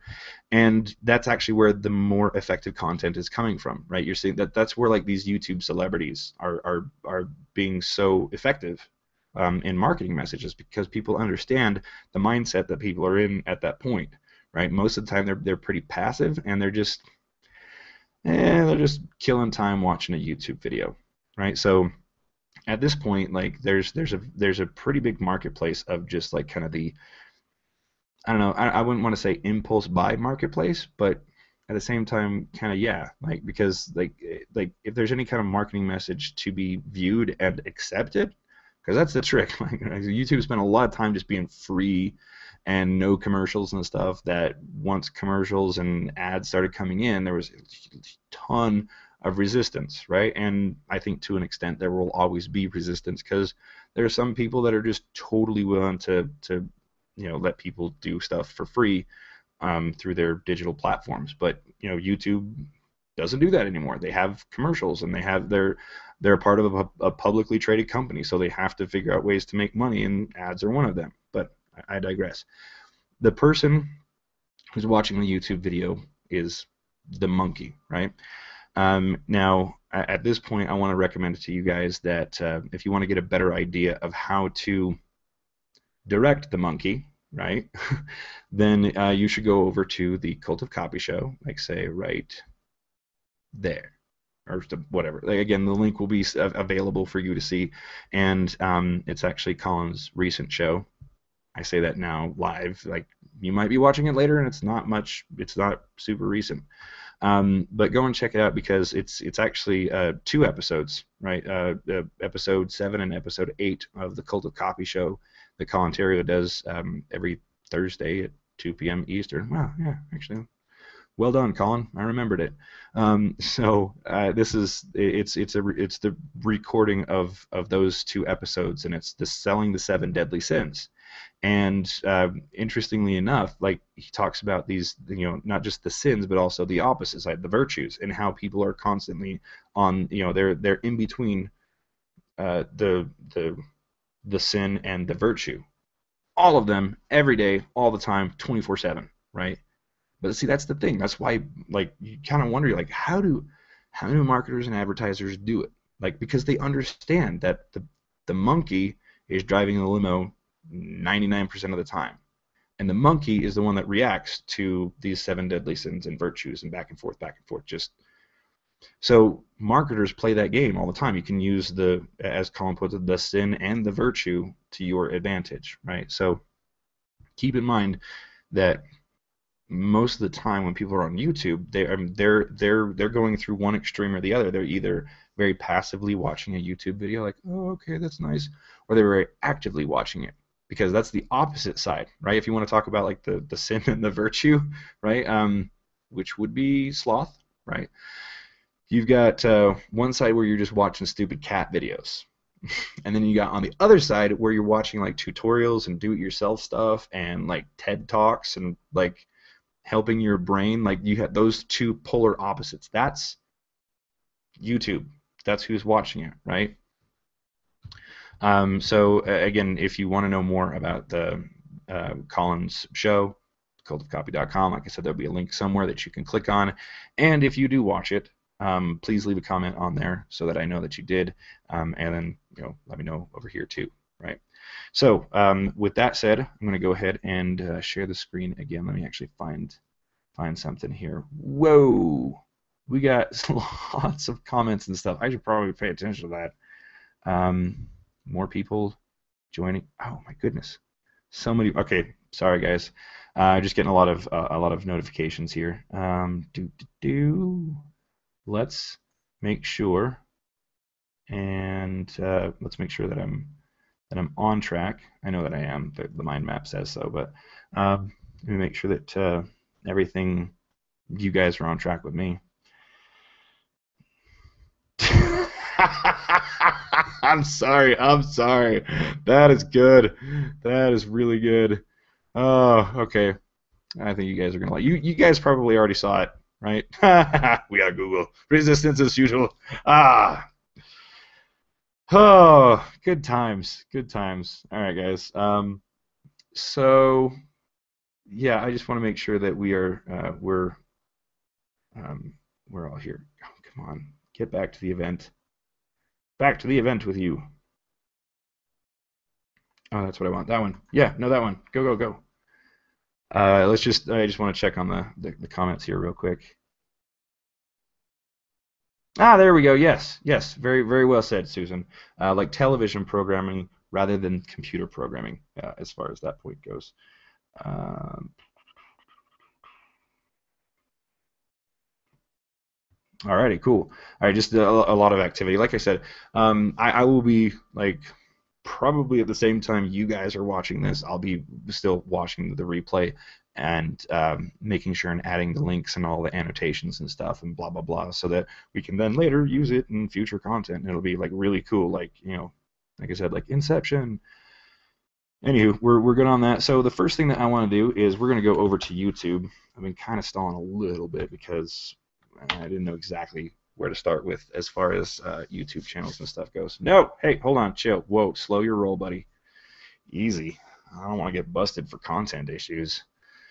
By the way, if you guys are wondering, like, first of all, if you want to show a video in a Hangout, like this one per se that played because I'm not subscribed to this YouTube channel through this particular G-Tron channel, um, like if you're displaying videos in a Hangout, like YouTube's not really okay with that if you don't have permission for it, right? So, for example, Frank knows what I'm talking about. He was there when it happened. Um, Hi, Frank Schwartz. Glad you like the group and stuff. Woo, high five. So, he and I were doing a Hangout, and I was like, dude, we should rickroll these people, right? For those of you who don't like rickroll, like it's a joke. It's been a joke for years. There's like, let's say there's like something really interesting and there's a link that says click on this link and you'll learn that interesting thing, and instead what it does is it sends you to the YouTube video of the old 80s song done by Rick Ashley. I think it's called Never Gonna Give You Up. I'm pretty sure. I don't even know what it's called. I just Rick Roll, right? And it's just this cheesy song, and it just like, but it's awesome in its cheesiness because it became a meme. That prank became its own sort of viral thing. And actually, I read an article a little while ago, like that whole Rick Ashley is totally okay with that. By the way, like he's made so much money because of that one weird random internet thing. It's like he's not complaining about it at all. Like anyway, I'll put the article of that as well. But back to my point though, um, I wanted to rickroll everybody, so I broadcast it live and I started playing the video, and like we got through, like I rickrolled, like it wasn't just like for a few seconds and I was like haha. It was no, it was like a 3 minute song, and you get like I forced everybody to watch it before I started talking. Like I'm that nerdy. Anyway, so like, and this is years ago. It's like at least 2 years ago, I think. Yeah. So and then Frank and I started talking about like, I wonder what's going to happen. Like, do you think Google noticed? And they did. And I got a pop-up that was like, don't do this. Like, if you do this again, we'll shut your Hangout down. Like in real time. Like if they I didn't do anything else, and I haven't done anything like that since then. But like, I just like, wow, like they like if they notice that you're playing a video in a Hangout that is tied to content ID that someone said on YouTube, like there's a link that you can go to protect your content and say like, this is like, I'm submitting these videos, this is mine. So if YouTube notices other people using these videos, then it needs to be taken down, right? Like there's an actual process that you yourself can take, that you can submit all of your content and put content IDs on them, and YouTube will watch for it. So the whole point of that is that because like, I don't know, Rick Ashley's Sony Entertainment or something like that, like they're like, no, you can't broadcast that on a live Hangout or whatever. They get all twisted up about it.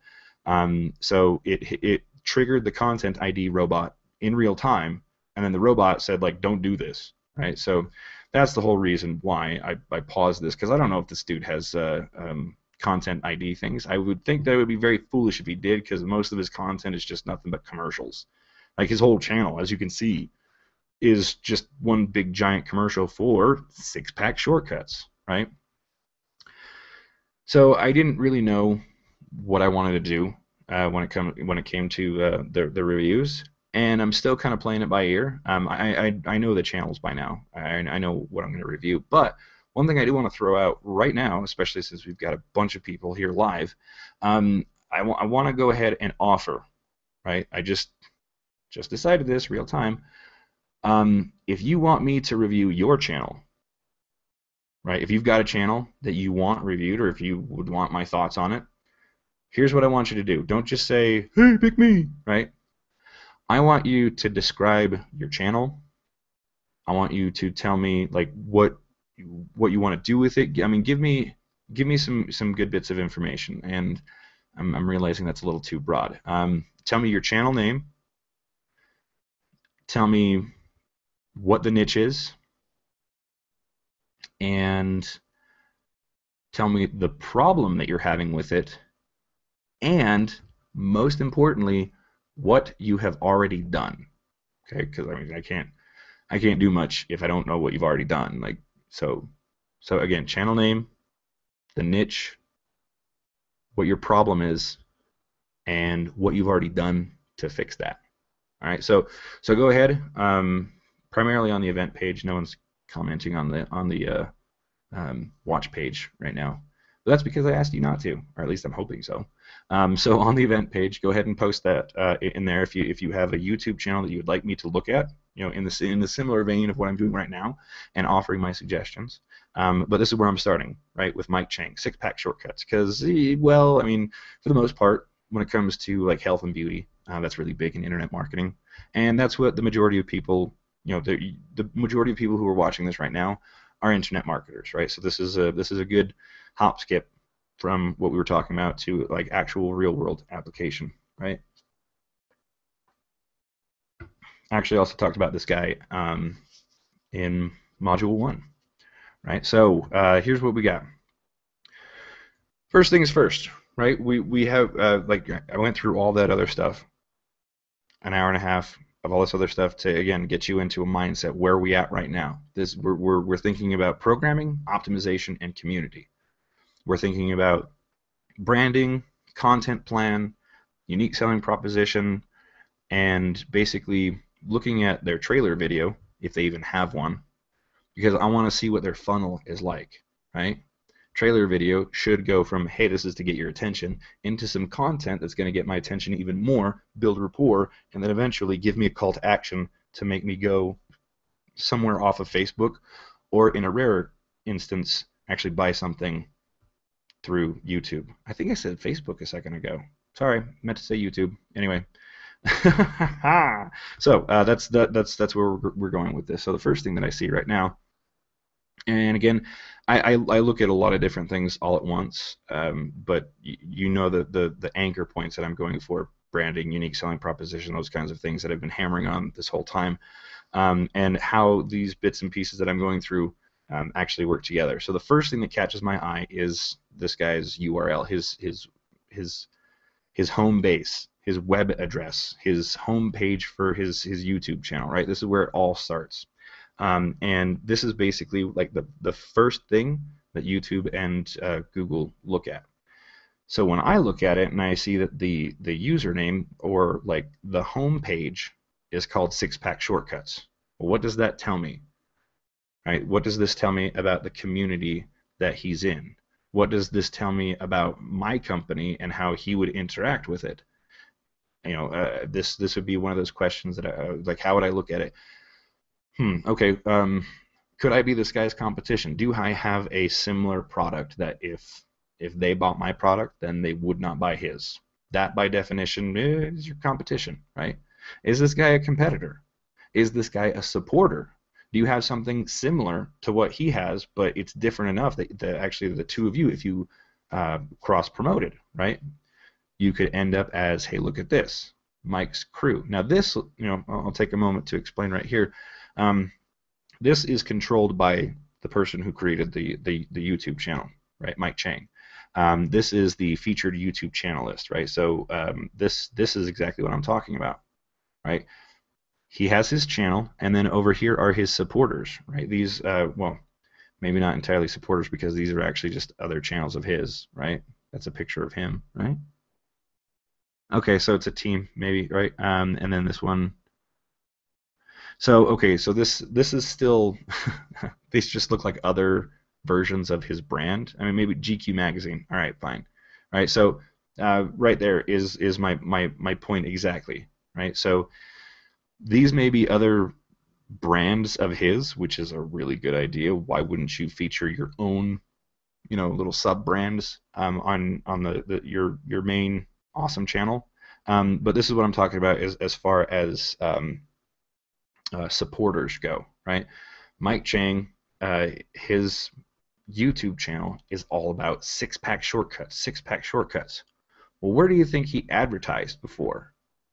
I'm thinking GQ magazine because he was smart. He's a smart marketer, and he went, maybe GQ magazine, or maybe it happened in a different way.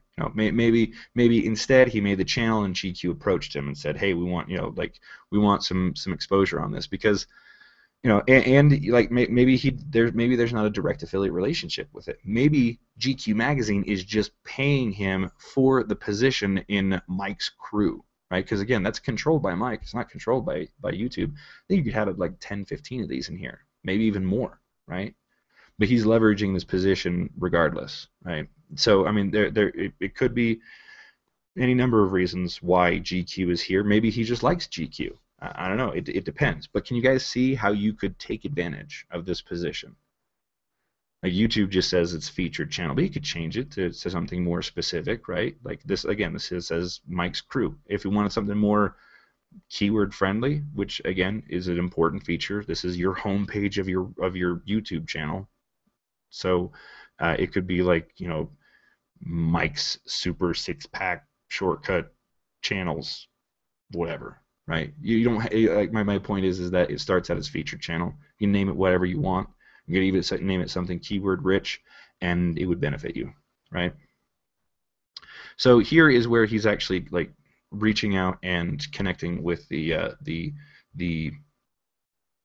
supporters that are around him, right? This is the GQ magazine YouTube channel, and when you think about it, well, what would be talked about a lot in GQ magazine? You want to be the GQ guy, right? Like I actually, like me, as you saw, right? Like,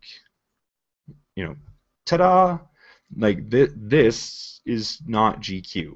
It's not a bad thing. It's just like it's not GQ. I know that because my oldest brother, I call him the GQ brother, right? He'll drive down the road with pulling his seatbelt out a little bit so that it doesn't crease his shirt and his tie. Like again, nothing wrong with that. I mean, that's just how he is, right? Very GQ, right? So GQ, looking good, looking, flat abs and stuff, perfect connection. Like this, again, case in point is a supporter, right? So looking at this, I can already begin extrapolating data just by looking at someone else's channel. So again, like as I look at this, if I was looking at it from a health and beauty sort of niche, I was trying to look for ideas, or maybe I'm thinking about how I can take advantage of people like Mike Chang, because now not only is this just a product, he has 2.6 million subscribers. That by itself makes him an authority in the health industry, right? We've now gone from the niche of six-pack abs to the health industry because he has so many people subscribed to his YouTube channel. And so many people are just programmed to just watch YouTube videos because they're just so programmed to watch television, right? Like that's just like how things are moving. And that's again why this guy makes almost $2 million a month. Yes, I did say month, and I'm pretty sure that's accurate. I'm gonna have to. I'll drop the article in there, but I mean, this guy makes a ridiculous amount of money, and it's because of his YouTube channel. It is a direct result of his YouTube channel. right? So let's see what else we got. Um, that's the again, that's the first thing I notice right here is I see his URL, and I immediately understand more about the industry and who he is as a player and how he could be a competitor or how he could be a supporter. How he could be an audience member, I don't know. Maybe you're pitching some sort of crazy software or something like that that would help this guy and many people like him. So again, you've determined how he could be a competitor, how he could be a supporter. Now, actually, this is currently opened in Chrome. I'm going to open up Firefox here because I want to do one of the, like, again, I'm taking you through my own brain meandering point here. And when, seeing you guys see that, like in Firefox, I'm signed in under Zane Miller. And in Chrome, I am signed in under G-Tron Marketing, the G-Tron Marketing Google Plus page. Again, the wonders and powers of Google Plus. I'm also broadcasting through the Google Plus G-Tron marketing page. Anyway, so I opened up Firefox because one thing that I like to do, especially on a YouTube channel, is I like to right-click and I like to check out View Page Info. Now, I know like you could probably do this with other browsers, but this is Firefox, and it gives me like the easiest explanation. Maybe there are keyword research tools that you're using that gives you the same data. Like I said, this is just how I'm doing it. There's lots of ways to see the keywords, but I'm looking at the keywords specifically of the YouTube channel. Now, I don't know if you guys know this, but like YouTube, when you create a YouTube channel, it stuffs a bunch of keywords in your channel keywords unless you put channel keywords in the YouTube video or in the YouTube channel, right? And if you don't go into the specific menu that gives you the option to put in keywords for your YouTube channel, then it's just like, oh, whatever, we're just going to make up our own. And like it's like phone and mobile upload and camera phone, like just like a bunch of random keywords. But like when you think about it, like there are a lot of people who don't change their YouTube channel keywords. So I gotta believe that that's actually intentional. Like YouTube and Google are like, this is the keywords that we will always have as a default for every single YouTube channel unless they change it. So I don't know, food for thought. So what I like to do, especially with channels that make millions of dollars per month, I want to see what kind of keywords that channel specifically. Again, this isn't the YouTube video. This is the channel. This is Mike Chang Six Pack Shortcuts YouTube channel, right? This is the web address right here. Bam. Six Pack Shortcuts. So these are the keywords associated with the YouTube channel, the home page, right? These are those keywords. So okay, six pack abs, bodybuilding, workout, exercise, fitness, diet. Oh, that's a mouthful. Lose weight, lose belly fat.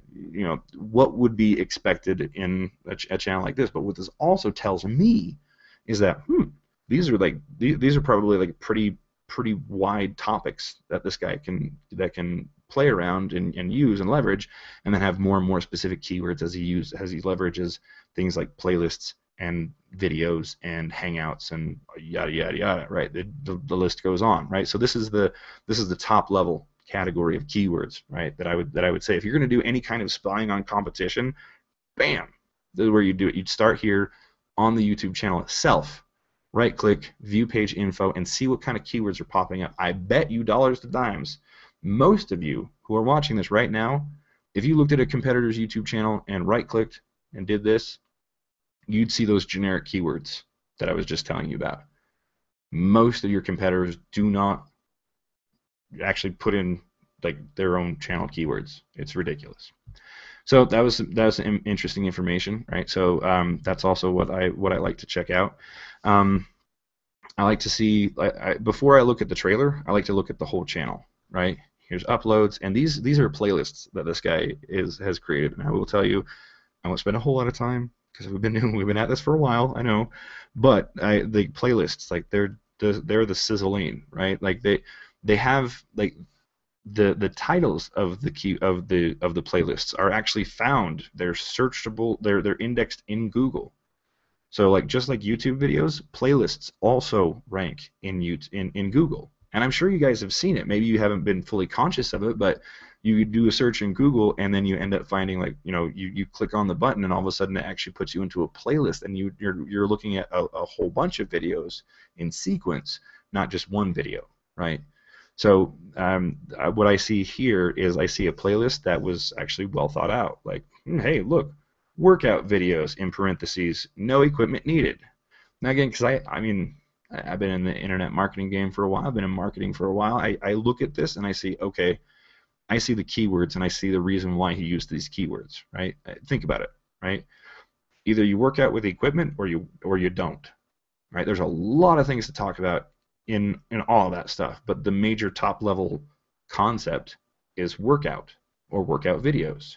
Workout videos with equipment, workout videos without equipment, workout video with this equipment, workout video with this specific equipment. Do not work out with it. I mean, do you guys see where I'm going with this? Like this is a higher level category, concept, topic, idea that's also a keyword. And he's using it for his playlists, right? And then in here, right, you have crazy cut lower abs. I bet you, let's go ahead. Yeah, Firefox and Chrome look the same now, so I had to make sure I was in Firefox. If we open this up real quick, crazy lower ab. Let me see if I can grab the URL. That's what we want. Okay, I'm just gonna. All right, this is what I want. Notice that?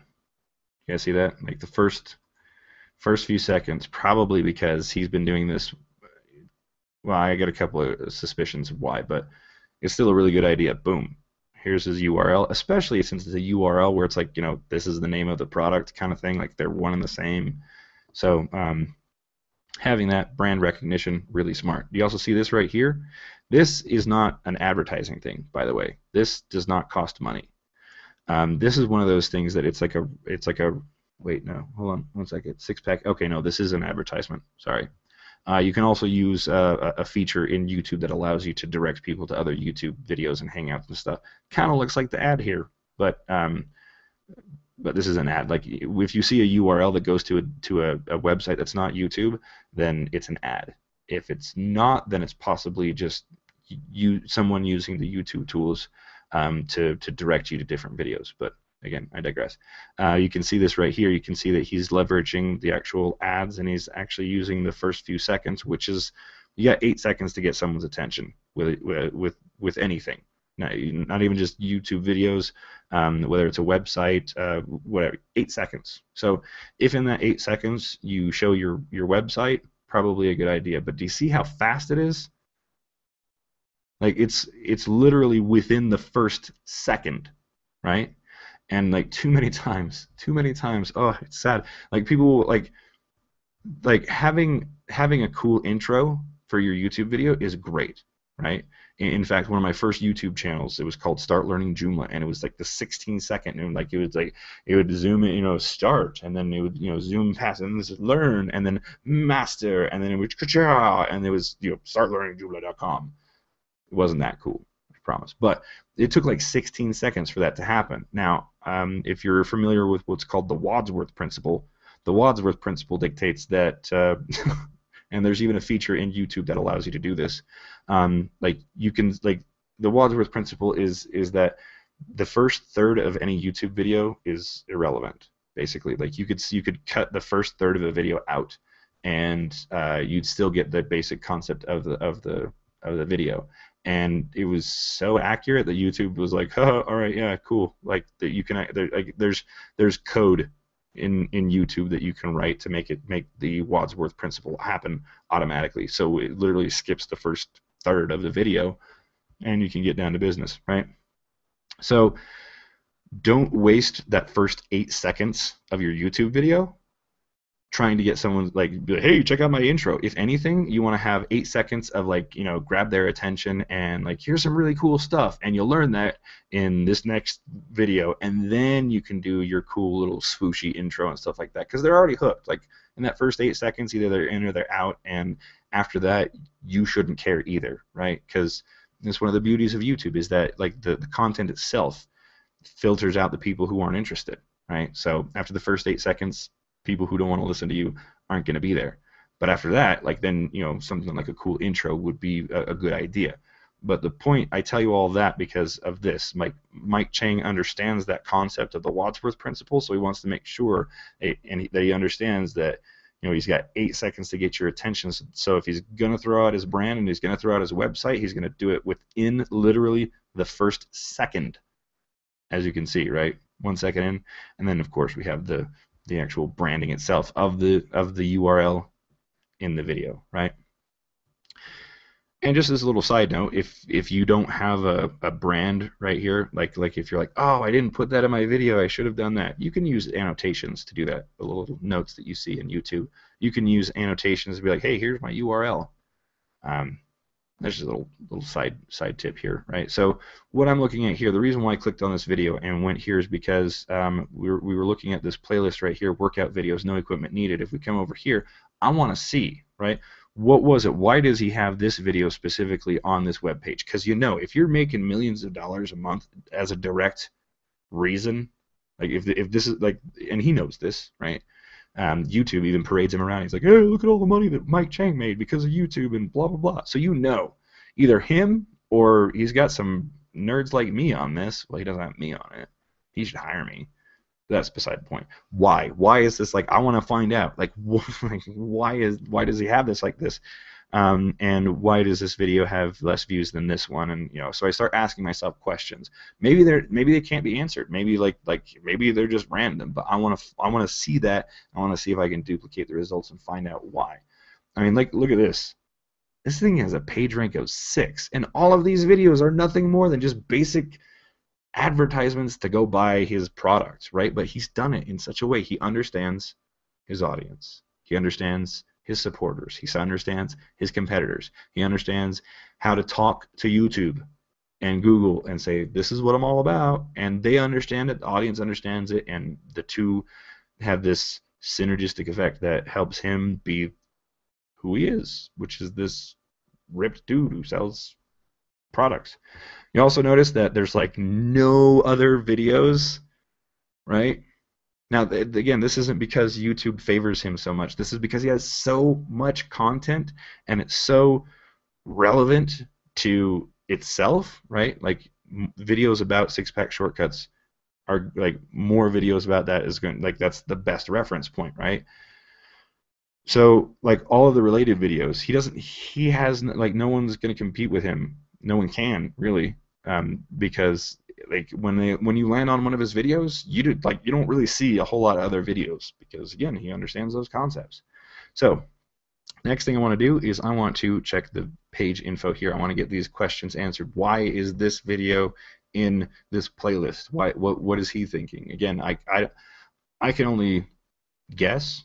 But I can make some pretty educated guesses to base decisions off of to make decisions of what kind of content that I want to make in the future, right? So this is workout, exercise, fitness, bodybuilding, diet, six-pack, ab, teen workout. I don't know why it has YouTube and funny. Well, probably because actually YouTube and funny are some of the most often searched keywords in all of YouTube. So probably trying to get some viral angles out of it or something like that, because I do know that he actually has like specific like videos that are meant to be more viral. I don't know, interesting. Again, I want to find out why, like what's catching my attention. And again, it sits in this framework of how is this fitting into programming and a greater community, right? He's contributing to the health community, right? This is his contribution to it. This is where he's sitting in the health industry, so he knows where he is, and he's looking, and he's obviously able to see his competition and his supporters and be able to address them, or else he wouldn't have the channel that he does, or else we'd be looking at a totally different channel. How to build muscle, another great one, right? How to build muscle is something that everybody who's, again, we're talking about the monkey who's driving the limo, right? And we're talking about the, and we reference those 7 deadly sins. Vanity, right? Is that a sin, right? Yeah. Anyway, so like this is one of those things like that, like people, like especially guys, right? That you can tell this is a very male-driven YouTube channel. But when you look at this, right, how to build muscle, that's something that every dude wants to know, and they want to know all the time on a daily basis, whether they're willing to admit it or not, because it speaks to a need that we all have, again, whether we're willing to admit it or not. And this also shows in spades, like, yeah, like obviously because he's got 2 million subscribers. Let's see, what's another one? How to get six-pack abs. Again, this is, there you go, guys. Like, this is, now we've got down to this point here. Funny and viral videos. This is probably why, again, why he had one of those, that YouTube video that had the keyword YouTube and the word funny in it. Now, I don't recommend you guys to go out and try and take that same angle until you really, really understand your audience very well. It is very difficult to create a viral video without you actually understanding your audience, because like it's not you. You don't make a viral video. Sorry, your audience does, right? So the viral video needs to be viral for your audience to want to share it, right? So you need to give them stuff that they want to see. Case in point, funny and viral videos, right? Think about the audience that he's trying to talk to when you look at these videos, right? Steve Harvey does six-pack shortcuts. He's got a TV show. You get a TV celebrity endorsing your stuff, done. How men over 40 can get ripped? Billy Blanks, right? Billy Blanks, a fitness guy. He's sold fitness stuff through infomercials, right? Right. So people who are familiar with Billy Blanks look at this and they say, "Holy crap!" That connection's there. And I haven't seen the video, but it is in the playlist of funny and viral videos from Six Pack Shortcuts. So obviously there's something funny or viral about it. Terry Crews. Now this one, I haven't seen it, but probably also funny because Terry Crews, he's like one of the spokespeople for Old Spice, and there's always crazy stuff happening with the Old Spice commercials, right? So what does this tell you? Go ahead, drop your comments. What does this tell you about who Mike Chang audience might be, and what their motivations are? Right. Okay. See, here's one. Healthy mealtime. Okay, so epic mealtime, that's another really, really huge YouTube channel. He probably got a ton of views. Well, yeah, he did. He got 3.6 million views on this. So again, like I'm showing you the funny and viral video playlist because it's one of those things, like that's one of the last things that you want to think about, but you can also see how incredibly effective that it is. Don't think about funny or viral content until you're ready, like until you understand your audience and the kind of feedback that you're going to get from them and what they want, because again, they're the ones that make your content viral, not you. Like, there's very little of you involved in viral videos. Let's see, Flex Friday, Mike Chang's. So yeah, so again, this is just another brand that he's created, right? Insane Home Fat Loss. That's another one of his YouTube channels, which you're also saying that successful YouTube channel owners understand the power of how successful a YouTube channel can be, and even if they didn't hit their target just right, it's not that hard to create another YouTube channel and connect those two together, as in like the featured channels, right? How much you want to bet? Hey, Insane Home Fat Workout YouTube channel. What do you know, right? So let's say you start a YouTube channel, right? And you're like, hey, there's this great, awesome YouTube channel. But actually, what I wanted to do is I wanted to do this instead. I wanted to do something slightly different. Do I have to burn it all down and start something new? Obviously not, right? Like Mike came up with Insane Home Fat. Okay, let's double check this. The About section of this YouTube channel. Okay, joined December 1st, 2009. Okay, let's see which one came first. Go to the About section here. Joined December 9th, 2011. Oh, and it's, yeah, okay, this is one. Okay, Lindsay. This person, Lindsay. She made it, but still, right? Six Pack Shortcuts came first. And they probably work together in some capacity, and if you guys know, let me know. But again, okay, there we are. Come on back. That's what I see as a bird's eye view. Again, when I first look at a YouTube channel, I see what catches my attention and look for it from there. Another thing that catches my attention, look at this. The YouTube channel itself has a page rank of 6. I mean, it's incredibly difficult to get higher page ranks, especially like on a. Okay, actually no, it's really easy to get page rank with YouTube, but anything else, it's actually really, really difficult. But even still, for YouTube, even for YouTube, a page rank 6 is, it takes some effort. Now here's what I also like. I used to just end it with this, to be like, okay, I can make some decisions from here. But now we have Google Plus, so we're going to check out Google Plus as well. Did you guys see that? Like, there's actually, this is Firefox. Like, I don't know why they do this. Redirect notice. I think it's really annoying. But you see, like, there's this little chicklet right here. Took me straight to Google Plus. And hey, look at that. There's even Facebook. Come on. Yeah. If you're using Chrome, it doesn't give you this in-between page thing, which I think is kind of annoying. So let's now that we're at this point, like, what are we looking at? We're thinking about the brand, right? What do you see? What common points do you see across this channel, this Google Plus page, and this Facebook page? Well, the first thing that I see is that the Facebook page and the Google Plus page are actually very similar. Right? Now, again, if you guys were listening earlier, I was talking about, like, don't limit to yourself to just Facebook or just Google. Be the kind of marketer who uses everything to their advantage. Be like Mike, right? Hey, wasn't that a reference in the 90s, right? Mike Tyson? Anyway.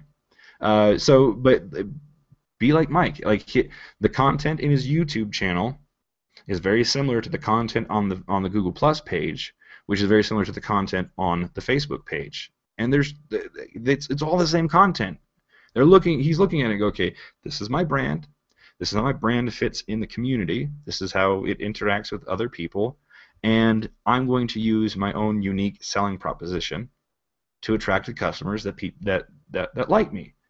Now, obviously, like, Mike Chang is, like, Six Pack Shortcuts is his channel, but Mike Chang is, like, he is his own sort of business, right? Like, it's synonymous with it. So his unique selling proposition is him, is Mike. It's like, you're learning from him, and you're getting all sorts of tips and tricks about how to get the six-pack shortcuts. And it's like, there are probably tens of thousands of products out there that teach the same thing that Mike does. But his unique selling proposition is that you have to learn from Mike Chang, the dude who has this YouTube channel with 2.6 million subscribers. Now, obviously, like, that's not how it started, right? But he looked at the landscape of what was of the marketing world and said, okay, this is where I'm going to position myself. And again, he figured out his unique selling proposition, and then he started applying it to his channel, to his content, to everything. Right? Now, if we go back to these playlists, he's done some sort of research, obviously, right? He knows his audience, but then he started looking at this. Now again, I challenge you, look at the same content, go, okay, if you were Mike Chang or a Mike Chang competitor, right? You'd look at these playlists and stuff, and you go, all right, then what kind of videos would I make if I know that Mike thinks this is a really, really high priority, and he has videos like this, then maybe I should have videos like this, right? Or if you're looking at it from the supporter's point of view, how can I use this to get his attention and want to, like, maybe give me a shout out or something like that? Like, again, this is how you're putting together the research, and you're looking at this, and as I touched on before, I want to look at the trailer video, which it's a 30-second video that I don't really need to review it. And again, I don't know if he has any content ID issues, but I mean, I'm going to look at the trailer video, and I'm going to see where it directs me, and where is it going? Where is the YouTube channel itself directing me to? Well, he's got a website. So where does this take me? Again, we're going down the funnel right now, and we're finding out, like, what kind of presence he actually has, right? By this point, I'll tell you, by this point, usually this is where the funnel starts to degrade quite a bit, especially when it comes from, like, to YouTube stuff, and especially in the internet marketing world, right? They just don't notice where they could be connecting in other places, right? So most of the time, this part, like, anything past the YouTube channel, is just don't expect to see anything. Like, don't expect to see much happening on Google Plus. Don't expect to see a website connected to it. Don't expect to see Facebook connected to it. Like, this is where it really starts to break down, which is kind of sad, because it's not that far into the whole process, but it tells you a lot. again, about your competition. Heck, even your supporters. You could even reach out. That maybe that's the way you could connect with other, JV with other people and say, listen, I can tell your YouTube channel sucks, but you're still trying to do some marketing with it. This is how we can work together. By the way, I do this. Or you just give them a suggestion, whatever. Like, just be a person. Don't be afraid to talk to people, because you'll find out, surprisingly enough, that hey, you're reaching out to another human being, and you just start talking. That's how it always starts. That's how all of this always starts. Just start a conversation with somebody. You'll be surprised with the response that you get. So again, even though most of the time, 90% of the time, there's nothing past the actual YouTube channel itself, we got something that does. So I'm, okay, we're going down the funnel. Let's see what we got. A website. Now, again, let me point something out. This right here, this is a link that's going directly to this guy's website. And this guy's website, like, if you are paying for traffic from YouTube, then you can't send people to an obvious squeeze page, right? Like, if you're going to pay for advertising, then most definitely you need to make sure that the landing page is compliant with AdWords terms and conditions, which, if you're just sending people to a squeeze page, is against those terms and conditions. They consider it information harvesting, which, when you put it like that, it sounds bad, but you're just getting their email. You're harvesting information. Anyway, I think it's a little harsh, but hey, it's their rules. There are ways around it, if we scroll up a little bit, let's see, click to play the video. Okay, he doesn't have any. Okay, he doesn't have a squeeze page, actually. Okay, point is that you can quote unquote harvest information if you have, like, if your squeeze page is like basically an element of your website, and it's just a page on the site, and Google can see, like, there's navigation and things like that, then they're not as harsh on it, right? You can still collect their information, but like it can't be just a landing squeeze page, right? Now, the reason why some people say, like, yeah, it's totally cool, because most of the time, like, in that situation, like, no one complains. But as soon as someone complains about it, you're in a huge heap of trouble, because you're not supposed to do that. You're not supposed to push people to a squeeze page. You can have a squeeze page-esque web page, but you can't have just like a straight up, like, if you sent people to a GoToWebinar registration page, no, good night, lights out. And again, it doesn't happen right away, and some industries it's not even a thing. But if somebody complains, that's where you have the problem, right? If someone goes, oh, it seems kind of spammy, they hit flag as spam, there it is. That's where the hammer drops, the other shoe drops, whatever the phrase is. So again, back to this point, like, again, we want to go down the funnel and find out more about this person. Now, what we know about marketing in general, like, what's the first thing that you see? You see another video. Obviously, again, since the majority of his buyers come from YouTube and through YouTube, and that's his major source of income, then the next thing, like, if they go from YouTube to a website, the first thing that they're going to want to see is video. Obviously, like, they've qualified themselves as people who want to see more video. So that, again, we're extrapolating data from very, very successful channels and websites and niches. We can see, okay, this tells us that if he's sending people from YouTube to this web page specifically, then he's done the research that says, okay, there should be a video first and foremost. Now, a lot of internet marketers want to have this video autoplay. I don't think it's a bad idea, but it's probably something that he tested of, like, should the video autoplay or not. He has a call to action here, says click to play the video. So, again, maybe he tested that and found out that autoplay isn't as good as click to play. But then you see how he lays this out, and this, again, is really good whether you're doing research to figure out if this person is somebody who is a supporter of yours or whether they're a competitor, and you're looking at their content to see what kind of content you should start moving forward with, right? We can already see, like, ripped bodies, six-pack abs, life-changing transformation. You can see that, okay, testimonials are a big deal, but, like, the actual, like, the words that are used, it is also, like, very, very important to pay attention to. What's the language that a successful website or product is gonna do, right? Because if there's one thing we know about smart business people is that the more money they make, the more money they invest in making more money. So we can take advantage of that and see like, okay, this is what he's doing. This is what the top people are doing. Extrapolate from there, right? So, all right, so this just looks like your straight up sales page. Yep, straight up sales page, right? Which not bad. Like, I mean, there's actually quite a few industries where you have to be a little more subtle, right? You can't go straight from YouTube to a website and buy something. You got to be a little bit, again, a little bit more subtle with this. So this, I mean, this is straight from YouTube, which is the massive resource of viewers and content. The reason why you're all here, being able to go from there directly to a sales page, not bad. Now, again, it's feasible, it's doable. Do I think that Mike Chang started with this in the first place? Of course not. I don't believe that for a second.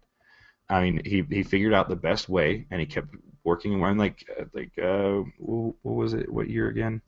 2009, I think, right? Yeah, joined December 1st, 2009. He's been at this for a while, so the funnel has changed, and he's tweaked it quite a bit. What you start with is never what you end with, right? So I don't believe for a second that like from the beginning he was pushing people straight to a sales page. I think he was providing content, trying to figure out the best way, and once he did, right, if you guys are familiar with the picture that I shared, it was called the ebb and flow of a profitable YouTube channel, and you start with a baseline.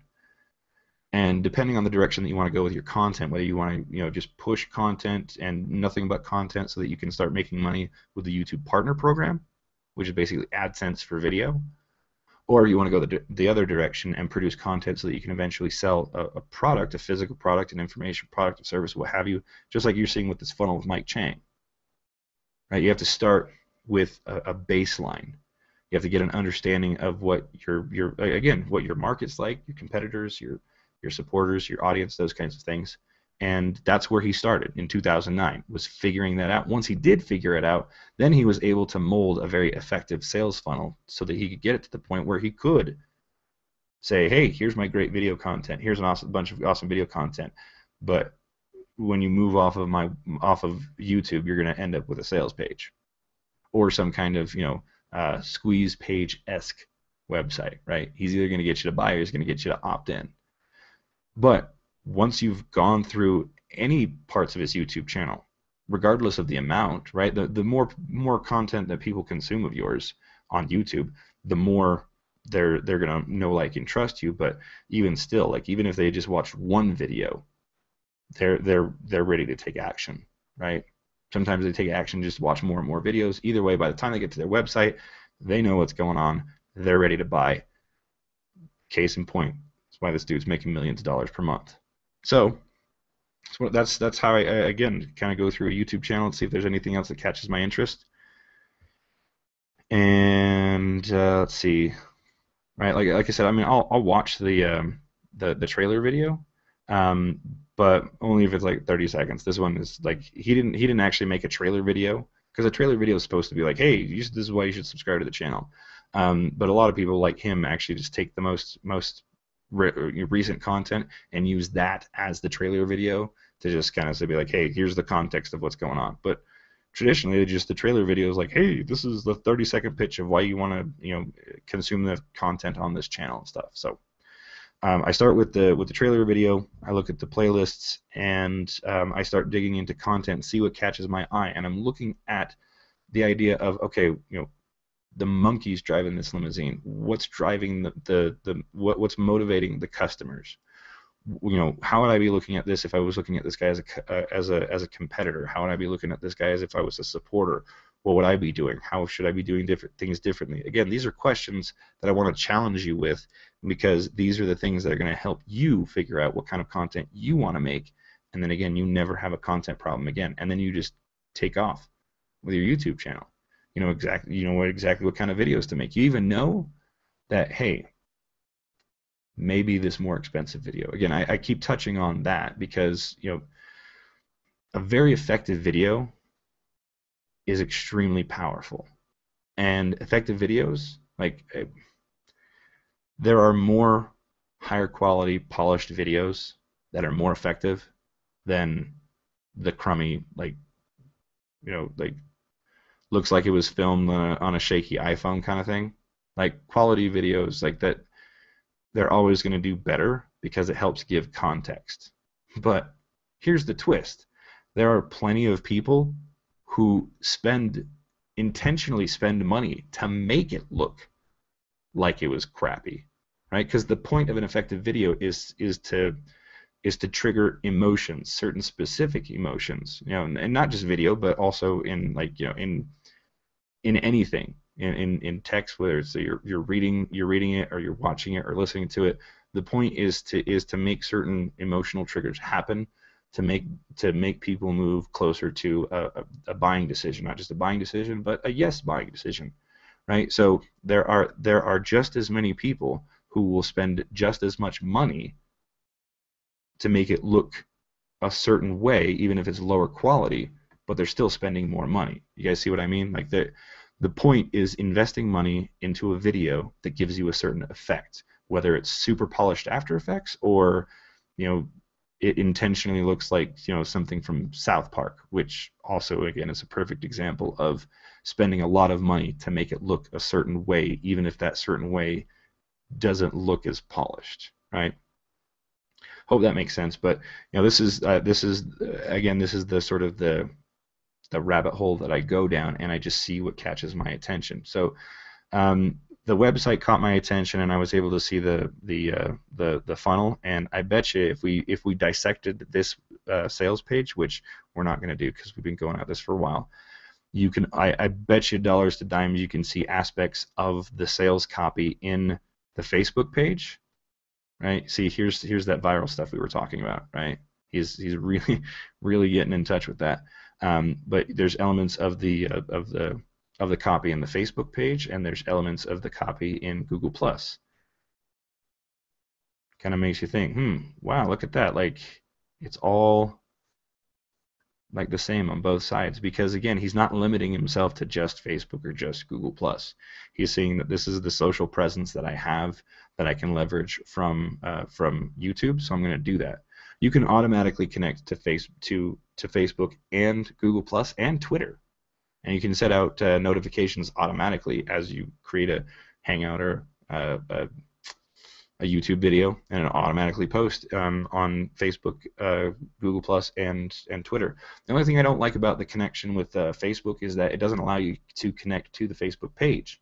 It connects to your personal Facebook profile and then posts from there, which I think is ridiculous. Why can't it just post automatically to the page? Whatever, doesn't matter. You can use other tools to do that. But I'm just saying, like with the core tools that YouTube has, it'll automatically dump out onto Google Plus and Facebook and Twitter. I'm not a huge Twitter user. I don't know if you guys are. Let me know what you think. Like, I mean, should I be using Twitter more? Like, should there be more tweets in my future? So that, I mean, we went kind of deep into Mike Chang's video or his channel. I can go into some more examples, but I am very curious to find out, see what kind of thoughts, suggestions, or what kind of channels you guys have, and see if there's anything. Let's see, it's a fast way to get to. Aha, I know. There we go. All roads lead to Rome, or Google Plus, whatever. Over here into the events. Yeah, that should.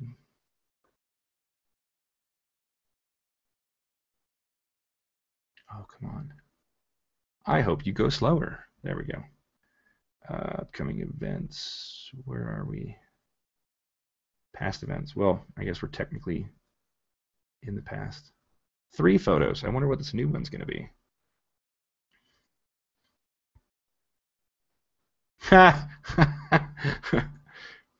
Feels like you're missing the boat, right? I assume. Back to... Here we go. Okay. Getting distracted. Wow. Look at that. 55. All right, let's see. Can you spend a minute on the new YouTube intro thing, especially for branding? Yeah, I think I touched on it pretty well. It's like I think you mean like the YouTube intro thing, as in yeah, that was just a few minutes ago. As in like the trailer video.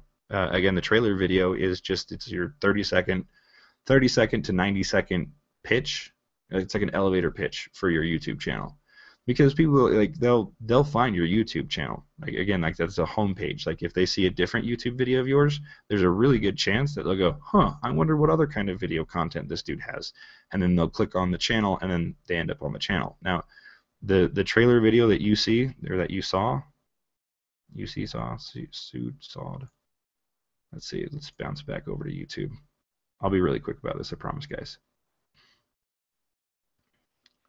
Right, so this right here, see, like I haven't subscribed, right? So this is showing me the trailer video automatically, but this video right here is specifically meant for unsubscribed people. So if you're subscribed, you won't see this. This won't autoplay for you. Instead, you'll see a different video, and it'll say right here, it'll say what to watch next. So YouTube's really smart about that. They know that, okay, they know that if you're subscribed, then you don't need to see the trailer video. But if you haven't subscribed, you need to see it so you can get context. Which again, which is why, like, again, Mike Chang isn't using it for the purposes that YouTube intended it for. Doesn't mean it's the end of the world. YouTube doesn't care. But you know, in the context of things, he's using this trailer video as a way to say, hey, I don't need a trailer video. I'm just going to start throwing content at you, and that will get you hooked. But you know, if we go back to that same idea I was telling you guys about before, you got 8 seconds to get their attention. So a 30-second video is more than enough to give people context of your YouTube channel, give them a call to action to subscribe, and you don't even need to add anything. You can just say subscribe to the video, and when it's done playing, in fact, let's just skip to the end right here. Push play, right? See, that's what happens at the end. Again, because I'm not subscribed, once the video's over, it gives me the call to action. I can click, well, here, see, look, subscribe, done. And then, as you can see, what to watch next. Right? So now that I'm a subscriber of his, I won't ever see that trailer video again. So keep that in mind, right? So, and like I said, like I was telling you before, subscribers will just see this instead, what to watch next. All right, so kind of went off the rail there for a second.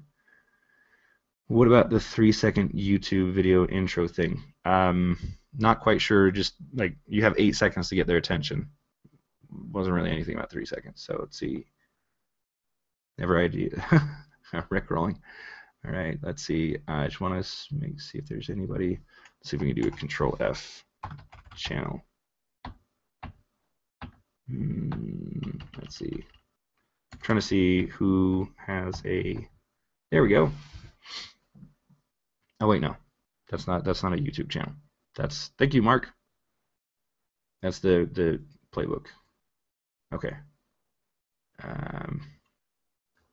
Okay, I just wanted to see if there's anybody here who had like that wanted to have me take a look at their YouTube channel. But since we don't have any takers, again, if you want me to take a look at your YouTube channel right now, and give you some suggestions, I need to know you need to put the URL of your YouTube channel, right? And you can put URLs in the comments here on the Google Plus event page. They're cool with that. The URL of your YouTube channel, the niche that it's in, the problem that you're having with it, and what you've already done to try and fix that problem. If you can tell me those 4 things and drop it here in the on the events page, then we can take a look at your channel too, right? So with that said, let's go ahead and jump over to a new YouTube channel. And this one is. Oh, and also if you guys have come across a YouTube channel, believe me, plenty of YouTube of internet marketers that have just horrendous YouTube channels. So if there's one in particular that you know of that you're like, oh yeah, this guy's YouTube channel's bad, but he's this big he's this big internet marketer kind of thing. Believe me, I've seen them all. So if you want me to review their channel and show you all the holes that they're missing, I'd be happy to show you that one too. So again, the offer's on the table. If you want me to take a look at your channel, you already know what the 4 things I need. The link to your YouTube channel, the niche that it's in, the problems you're having with it, and what you've already done to try and solve those problems. Or if you're like, haha, what do you think of this guy's YouTube channel? We can all laugh at them. Right. Anyway, so this right here, this is Michelle Fan, another very familiar, very, she flirts with the YouTube celebrity status because she has so many subscribers. But another really good example that's very close to what we do in internet marketing, where we teach others, become an authority in our marketplace and make money from it. And there's the beauty of the YouTube channel, again, when you focus on the community and you base your programming, the content that you deliver around the community, and find a very effective way of communicating within that community, you find yourself specifically, again, with YouTube, in these positions of authority. Right? Michelle Fan is in the beauty industry, as you can tell, and she started by making educational videos, do-it-yourself makeup tutorials.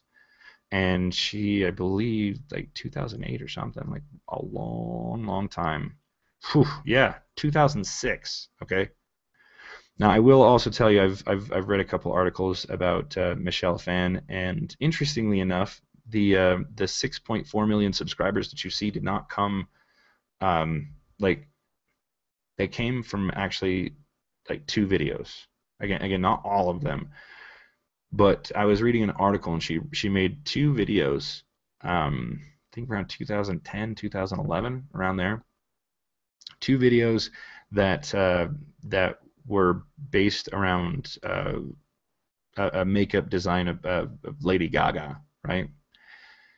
And those 2 videos were responsible for like 2.5 million subscribers, right? So like, also understand that at this point, like at that particular point, Michelle Fan found that content of critical mass, right? And that's something that you find as you do research and you start testing your own videos, which again, this is starting to make more and more sense of like, okay, well, if you understand your audience well enough, and it's a large enough marketplace, if you actually put money into creating a video, which I know many of you are like, oh no, I can't put money into making a video, I have to do it myself, which, I mean, kind of a closed-minded thing to think about, because like, video marketers are not video creators.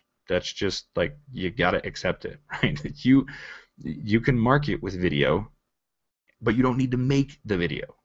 And believe me, you will be spending way more time on it. So the point to all that is that if you know that there's a video that's going to be very effective, don't waste your time making it yourself, like, especially if you know if it's going to be really, really effective. Be the video marketer. You don't have to be the video creator. Now, Michelle Fan and Mike Chang, those are both people who both, like, they make their own videos, but they're so ingrained in what they do, like, they can't help but make the videos, right? And at this point, it's not just them making it. I promise you. Like, Michelle Fan isn't like sitting in front of her camera and then going, oh wait, no, I need to go turn it on. Then she's getting up from her chair and then turning on the camera. Like, it's definitely not like that anymore, right? If you can pull off doing it yourself, great. But if not, don't cut your nose off to spite your face, because you may need to spend some money, because you should be focusing on the marketing aspect of things and not the actual content creation. There are so many people who could be taking care of this that you just take your brain out of that. If you can't see yourself making the videos yourself, or you can't see yourself in front of the camera, whatever that may be, but you still have, good content ideas, then, again, consider reaching out, collaborating, or even worst case scenario, paying to have the video content created. Because again, it's the result that you want. You don't worry about the steps in between, because it's been proven decade after decade after decade after decade, video works, right? Television, movies, internet video, all the same. Okay, it's all about getting into the head of the community, and you're good from there. So, Michelle Fan, 2.5 million of her subscribers came from Lady Gaga videos, right? And it's, again, think about the context, right? People are like, it's 2010, 2011, around there, and like, I don't know what her demographic is, probably somewhere between 14 and any age after that for a woman, right? Because they all wear makeup. Okay, maybe not all of them, but my point is that she has a huge marketplace in front of her who she knows that the monkey's driving, not the person in the back. So she's all about, this is how you can look like the most well-known singer in the world at that time. Probably still very well known. I don't know that much about Lady Gaga. But the point is that like, you can see that all of those subscribers came to her channel because it spoke to a desire that they didn't even know themselves.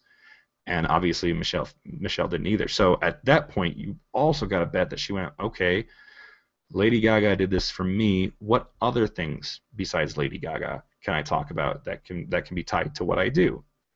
Now, if you really look at it, if you look at the PDF in that I referenced before, that Mr. Mark Burns posted in the event as well, it talks about tentpole content, which means that like it's either like I think when they mentioned it, they referenced like Shark Week, right? Tentpole content. That's things that's happening in society that's not directly tied to YouTube.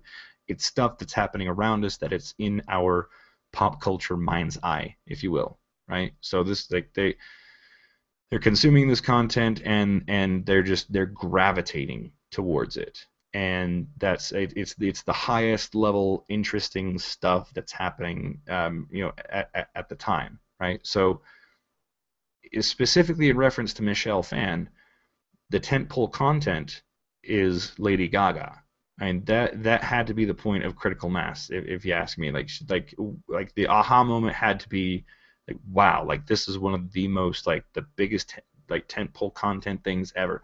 And if you look at it, like after that, like you also see like here's how to do the makeup from Avatar, like the one with the blue aliens, not the kids cartoon. And yes, I do know those two different things because I'm a nerd. Anyway, but there are like other aspects that she started going into when she realized that, and that's what took her from just the tens of thousands of subscribers, and then she did the Lady Gaga, and then after that 2.5 million, then she just kept going and going. Now she's at 6.4, right? And that's just the subscribers. She was one of the first YouTube personalities to make six figures from the AdSense for video, right? The YouTube partner program, right? The ads that you see when people click on that, like the few pennies that you get from those clicks. Yeah, she was making $100,000 a year. She was one of the first people to ever do that, right? Like her channel's been around since 2006. Holy crap! Like talk about an aged domain, right? But still, like now I should also point out that like she also went to college and she understood, like there's a bunch of stuff that she understood beforehand. Like it wasn't her commercial, like I don't know if you guys have seen it on TV, but there's a Dr. Pepper commercial with Michelle Phan, and she's like, I started out as a waitress and now I make millions of dollars. No, she went to college. She knows what like as she was going through it, she knew the score and how to take advantage. Like it wasn't just that she lucked out on this. That like no, she's educated, right?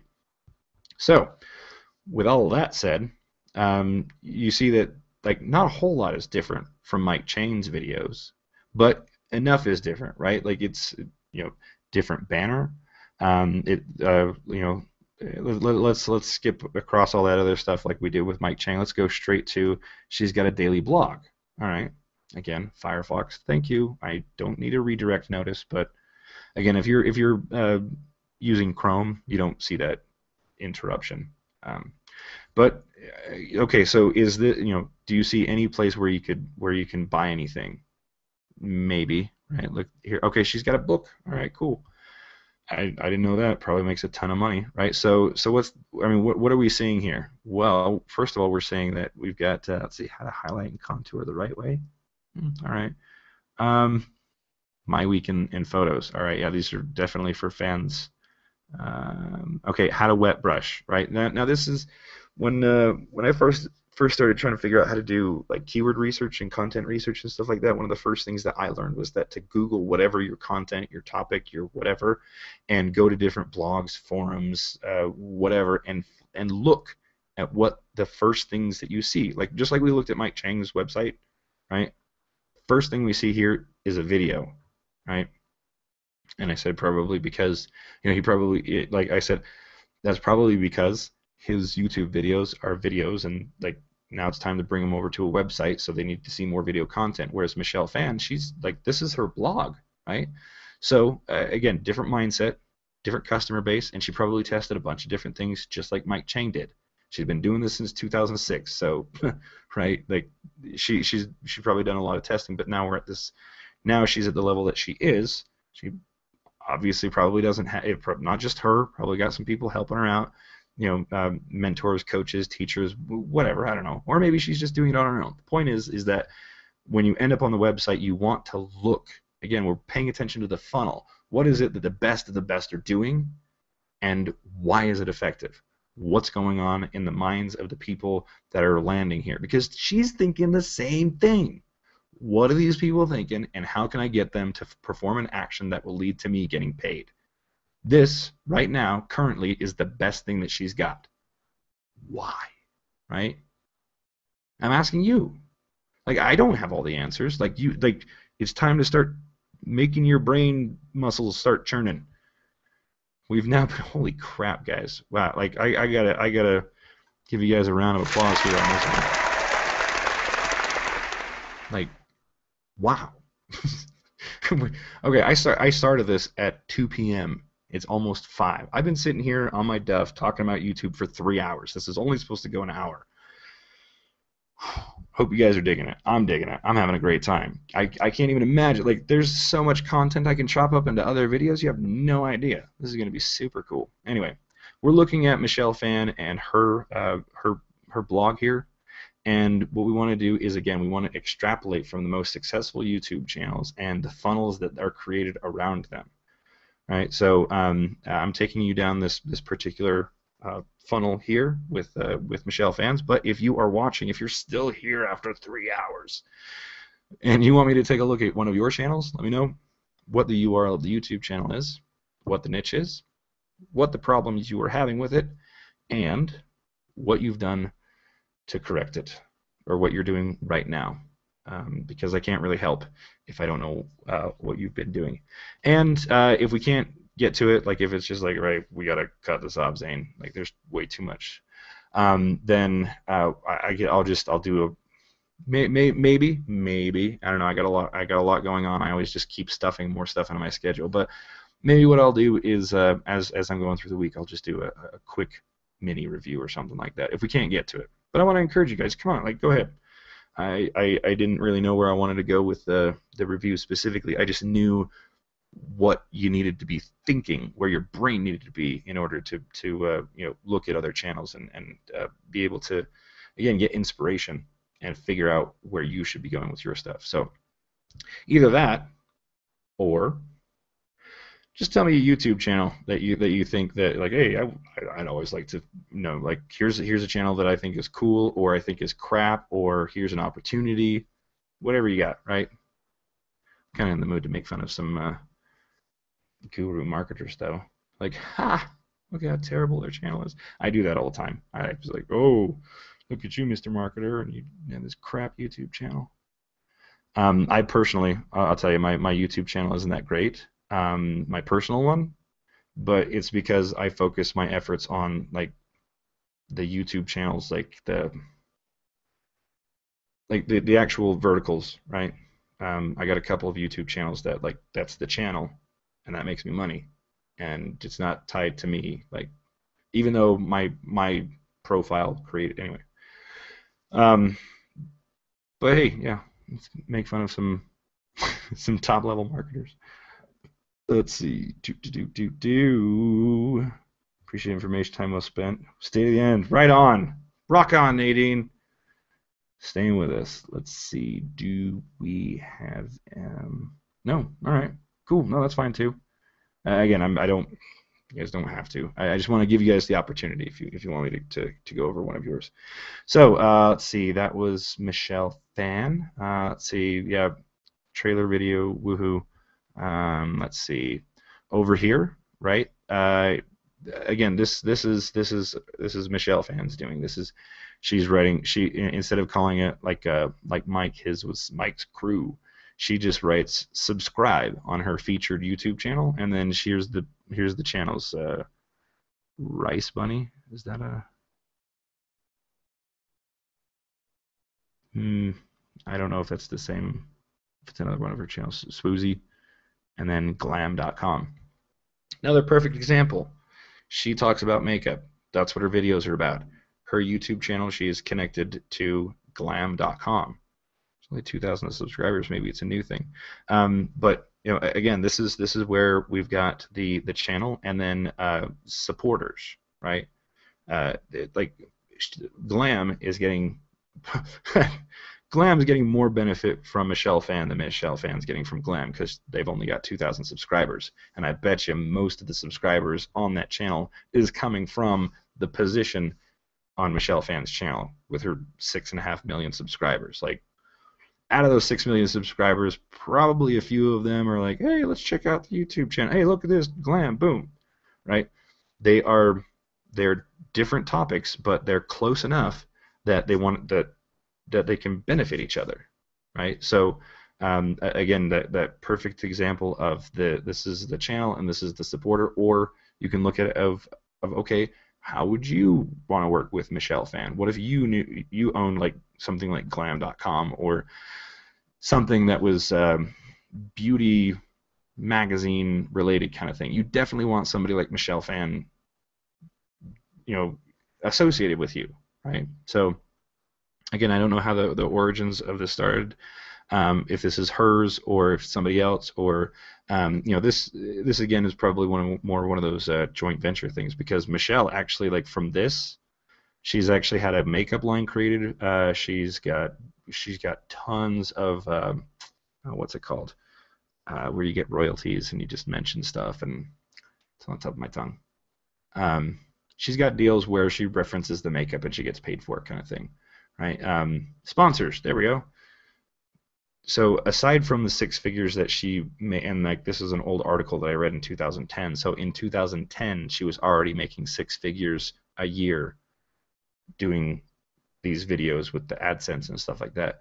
On top of that, you also saw that she had a book, and she's got her own makeup line, and she's got I don't know, a couple other things, super impressive stuff. And again, it all comes back to, if she did not have this YouTube channel, none of that would exist.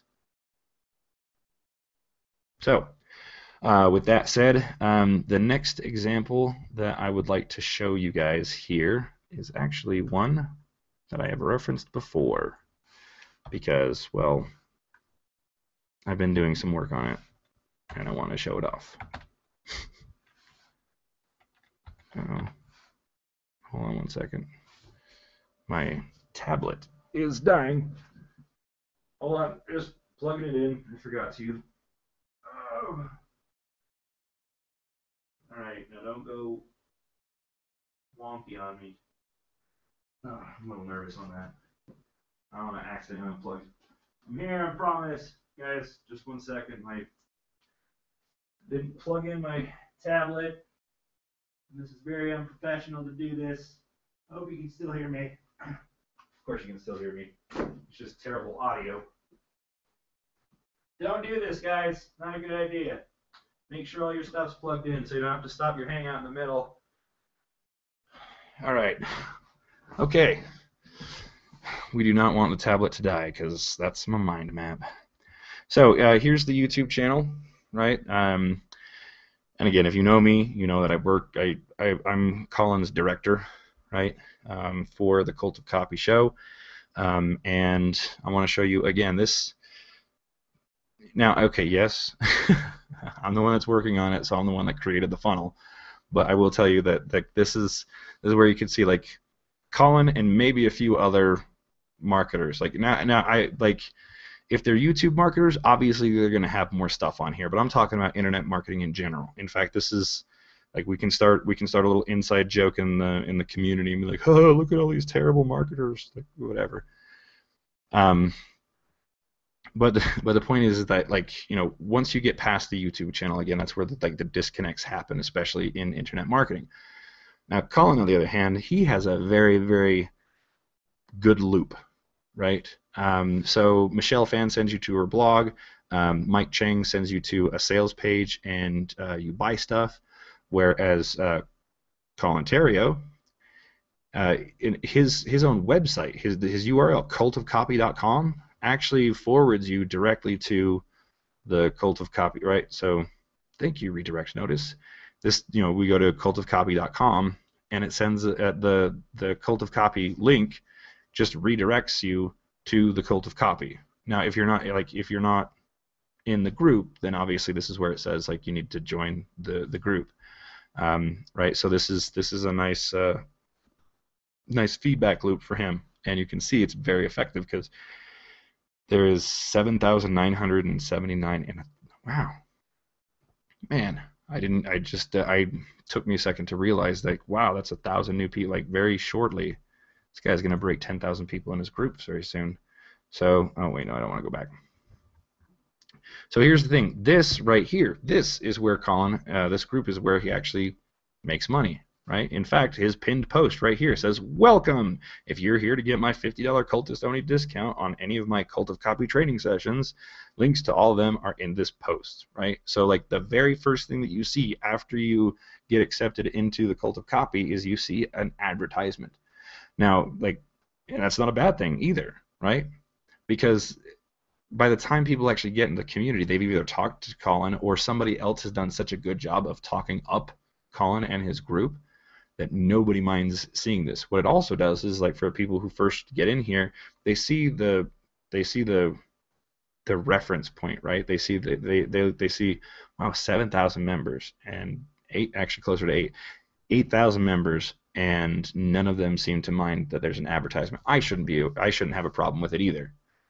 So it's one of those things that he started early on, and said, listen, like, I charge money for stuff, so you should be used to it. It's the same thing I do in the community. I'm like, hey, here's a bunch of free stuff, but I also got paid stuff.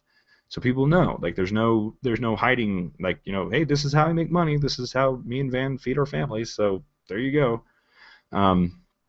So again, like, this, can you guys see, like, this is how the funnel basically goes. We go from YouTube to the Cult of Copy, in Facebook. Now, obviously the links, like, this isn't the only link that exists that goes from YouTube to Colin's website, right? In fact, you can actually connect your website to your YouTube channel. Now, we can't do it with Colin's, obviously, because he needs a website first. Like, as soon as, like, he's talked about having a website put together, but like, for now, just redirect. So, like I can't connect the YouTube channel to something that doesn't exist, right?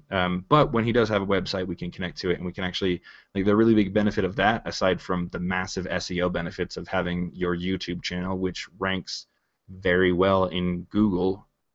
You want something like that would have a potentially high page rank linking to something else that may not have as high of a page rank, right? Your channel and your videos will always rank faster and have higher page rank than anything else. That's just the way it is. And it's not just Google, it's also, like, it's the people, it's how the people interact with Google.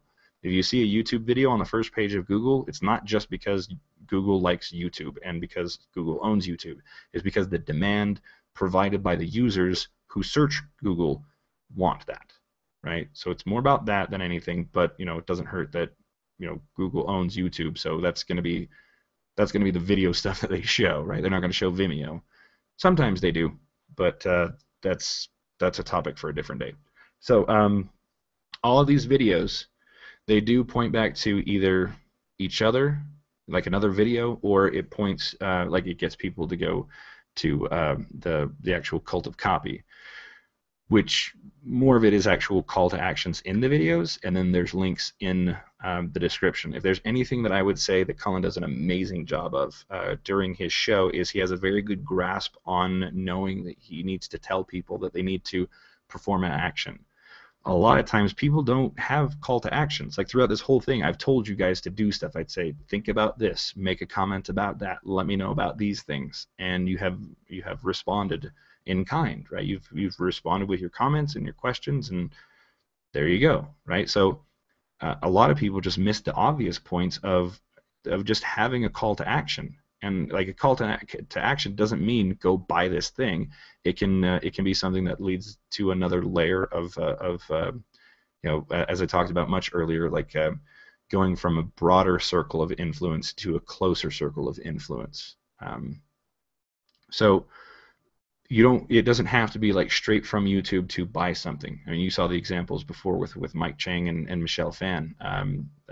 They don't have to go directly to buying something. You can say, hey, you know, subscribe to the channel or comment or things like that, and you can use those as stepping stones that lead to, okay, now you're going to buy something, because not everybody can be convinced, or not every marketplace can be convinced straight from YouTube, boom, straight to a sales page. And some can, but not all can. So like specifically with Colin, in his shows he says like, subscribe, comment, and he repeats it not just once. Like, it's not just like, you know, in every single video. He says it multiple times in every broadcast of the show that he does. He actually has specific points. He's like, now I'm going to tell you about this thing, and now I'm going to tell you about that thing, and I want you to do X, Y, Z, take this action. And it's because of that now it's getting to the point that I don't have time to look at the analytics. We've been going way too long for now. But if we looked at Colin's analytics, you'd see that there's this steady trend. I've never seen people share content as much as his. Now he's also done a very good job of cultivating his own personal brand. Like, not just like the effect of his YouTube channel has more to do with his business and less about his YouTube channel. Like, people come to his channel because it's him, not because of like, oh yeah, I'm interested. Like, yes, they're interested in copywriting, but like if you at least run in some of the circles that I do, like, Colin's made a really good name for himself. And so if like enough to the point where if you know about copywriting, Colin does come up in some fashion. Right, and I don't know, maybe that's not entirely true. Maybe I'm just seeing it, you know, again, forest for the trees kind of thing, and I see so much of his content that I just assume that. But again, he also makes good money doing what he does, and you also saw, like, he's got a very large following in Facebook, and he's cultivating that even more. He, again, like when I was chatting with him one time, and I was like, dude, I'm surprised, like, you get so many people sharing your content. And he's like, well, that's the benefit of having an audience, like, beforehand. Now, keep in mind, guys, like, having an audience is great. But when I first started talking about this, and I showed you that PDF in the very beginning, and I was talking about when I first started talking about community, it doesn't have to be your own community, right? Like, you can influence other people's communities with just the tools that you have by offering to create a hangout. Like, heck, you can, like, I've done this before. I've gone into a community, not just, when I say community, I mean, like, you know, social communities. I don't mean just like just Google Plus or just Facebook or anything. I've gone into communities and offered, like, hey, let's do a hangout, and suddenly, boom, like, I am taking advantage of the community that I just barely introduced myself into, and suddenly I'm seen in the same light as the person who runs the community. Like, instant authority, instant community right there. But Colin makes a very, very good point. If you already have an audience, oh geez, guys, it's so much easier. Do what I was showing you guys before. Use your circles of influence before you start a live event, or even if you're going to upload a video or anything like that. Start with with the people that you know that you're the closest connected to, and when you see, like, especially if you're focusing on your audience, when you start thinking about, okay, who's the closest to me and what's the best content that I've got. Like again, I was really excited about this whole review thing because I'm like, I think I know my audience well enough that they would really like this, but I don't know. I'm a little hesitant. But I was right. You guys dug it. You guys still dig it because we've been at this for 3 hours. So I hope so. So with like I saw the opportunity and I started very small, and there's been plenty of videos. There's been plenty, guys. There's been plenty of times I've done a hangout and I was just like, hey, and there's like one person who's all, woo, like it's some very lonely hangouts. But the point is that like some content takes off like this and some content doesn't, and you got to be okay with just putting it out there, right? At least and then you create some good video content around it. Which again, now all of a sudden you're going from, well, like, what kind of videos do I make, to holy crap, I've got so many videos that I need to make. And that's a much better place to be, because if you know what kind of videos you need to make and it's just a matter of gathering the resources to make it happen, whether it's you just summoning the courage to get in front of the camera, or you need to figure out how to get some stock footage and some royalty-free music and get an editor to put it all together, whatever you got to do to make the video, to make it happen, you can make it happen. That's a much better place to be in, so that you can actually have content on your channel to actually get to the point where you can be, like Mike Chang or Michelle Fan, or if you're just starting out, more like Colin, right? He's only got 235 subscribers, but he hasn't been doing the show for very long either, right? So just understand that it doesn't have to be your community. The power and the knowledge that you have right now allows you to inject yourself into someone else's community and be widely accepted. Like, oh, you can do the YouTube things, or like you're willing to interview me, or like you have great content. Like it puts you in an amazingly good position. All right.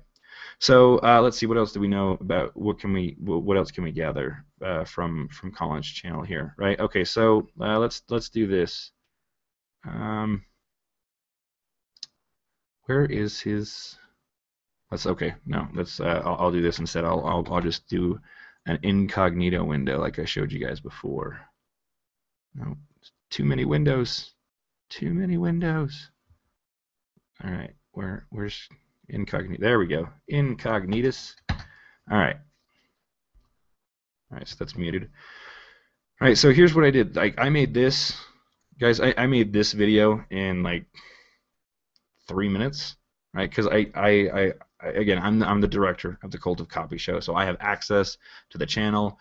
We set it up in such a way where like I access the page in the channel, but not Colin's personal account.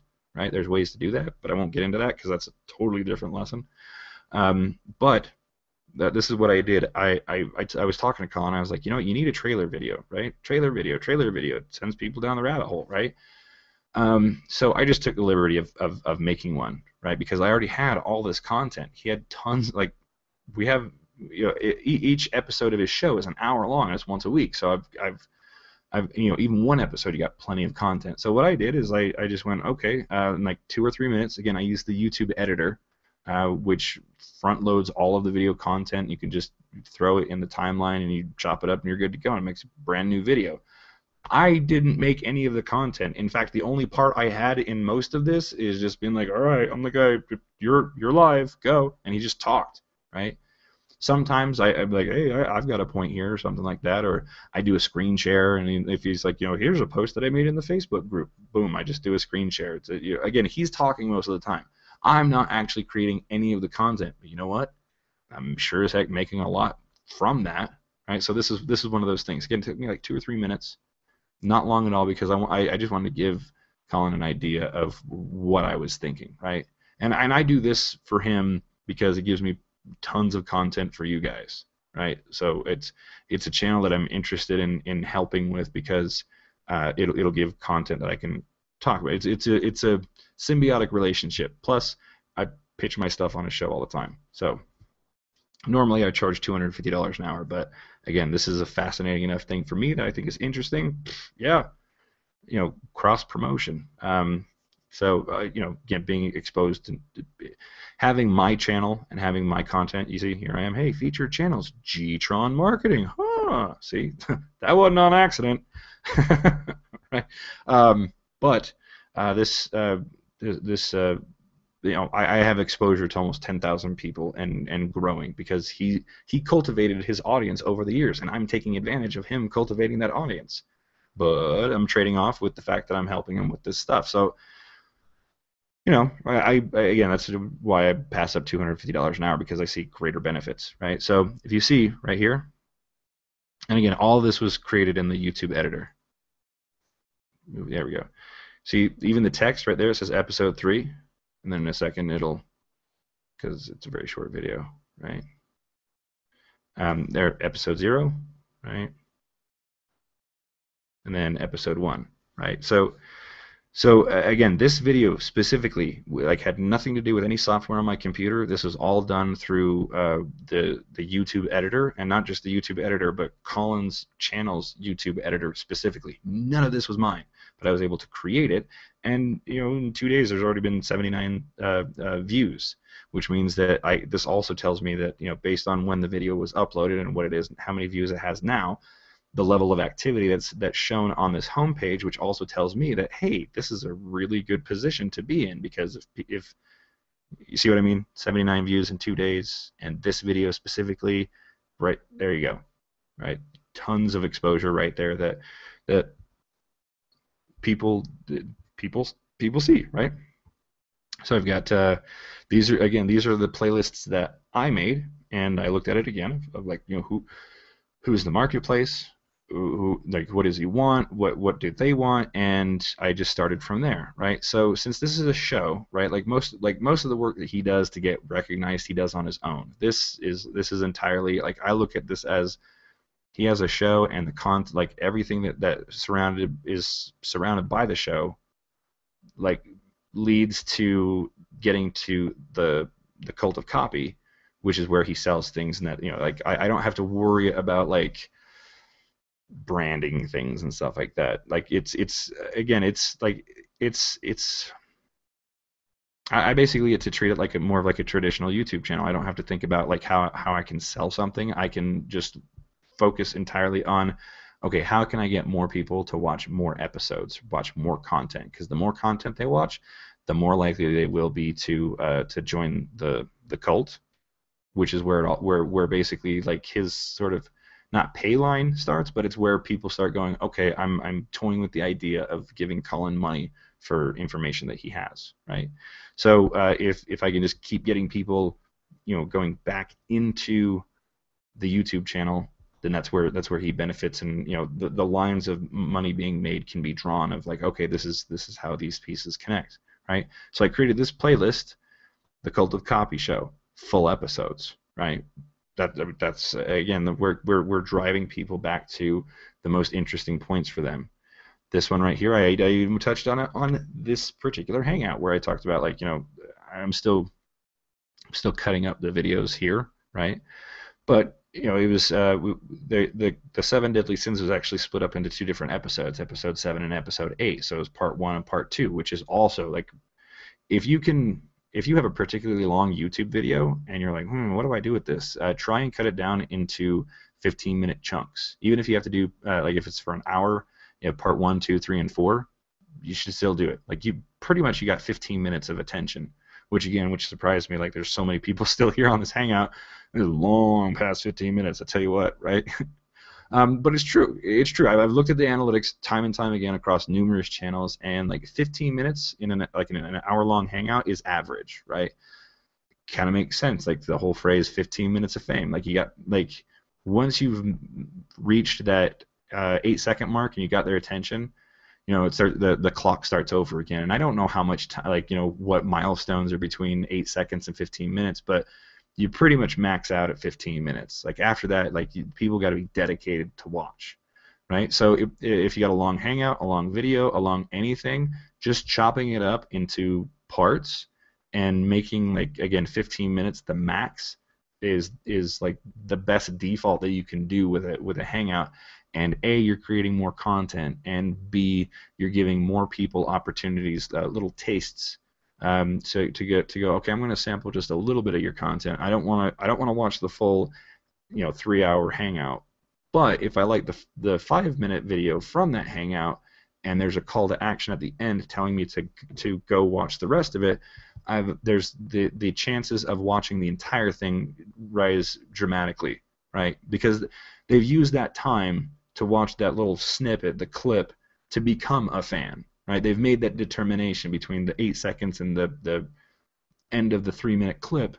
Like, all right, cool, I like this, I like this. And then they see a very, very passive way to get more involved, they'll be all over it. So, as you can see, again, this is all edited specifically through the YouTube editor. I did no software on my computer was done. So this also tells you that you can edit these videos from anywhere. With a mobile device, maybe you can get away with an iPad, but I would say that the technology is not enough to be able to use the YouTube editor on a mobile device. I would recommend against it. But you can see at this point, this is also, like, if you guys are wondering how to remove the whole, like, oh, I don't want related videos on my YouTube channel, you can't remove them. Like, it's not possible. Like, if you embed the YouTube video somewhere, yes, you can say, no, screw this, I don't want related videos, get that out of here. But if you're on the YouTube website, sorry, like, that's how they get more people to watch more of their videos. You can't avoid the related videos, but you can extend the length of your video, like, say, an extra 10 seconds, as you can see, right? This is where it fades out, and this fades to black, and this comes up. 10 seconds of this call to action. Click here to subscribe. Now, I know, yes, this video, like, this unsubscribe video is intended to, like, once it's finished, right, it should say, yeah. Now, I'm already subscribed. Or wait, no, I'm not subscribed. Yeah, it should be the call to action, right? So, the subscribe, it says that, but if we rewind, I click on this, then it refreshes, and ta-da! Right? There's a specific subscription link that I used in that annotation, right? I was telling you guys about annotations. The thing that you saw at the end, it's called a spotlight annotation. It's meant to be an invisible box around something, like, say, some words, like you just saw, and you can attach a link to that annotation that will take you to another website. Not specifically, not always just another website. Another YouTube link. So if it has anything to do with YouTube, like a subscription link, then you can link to it.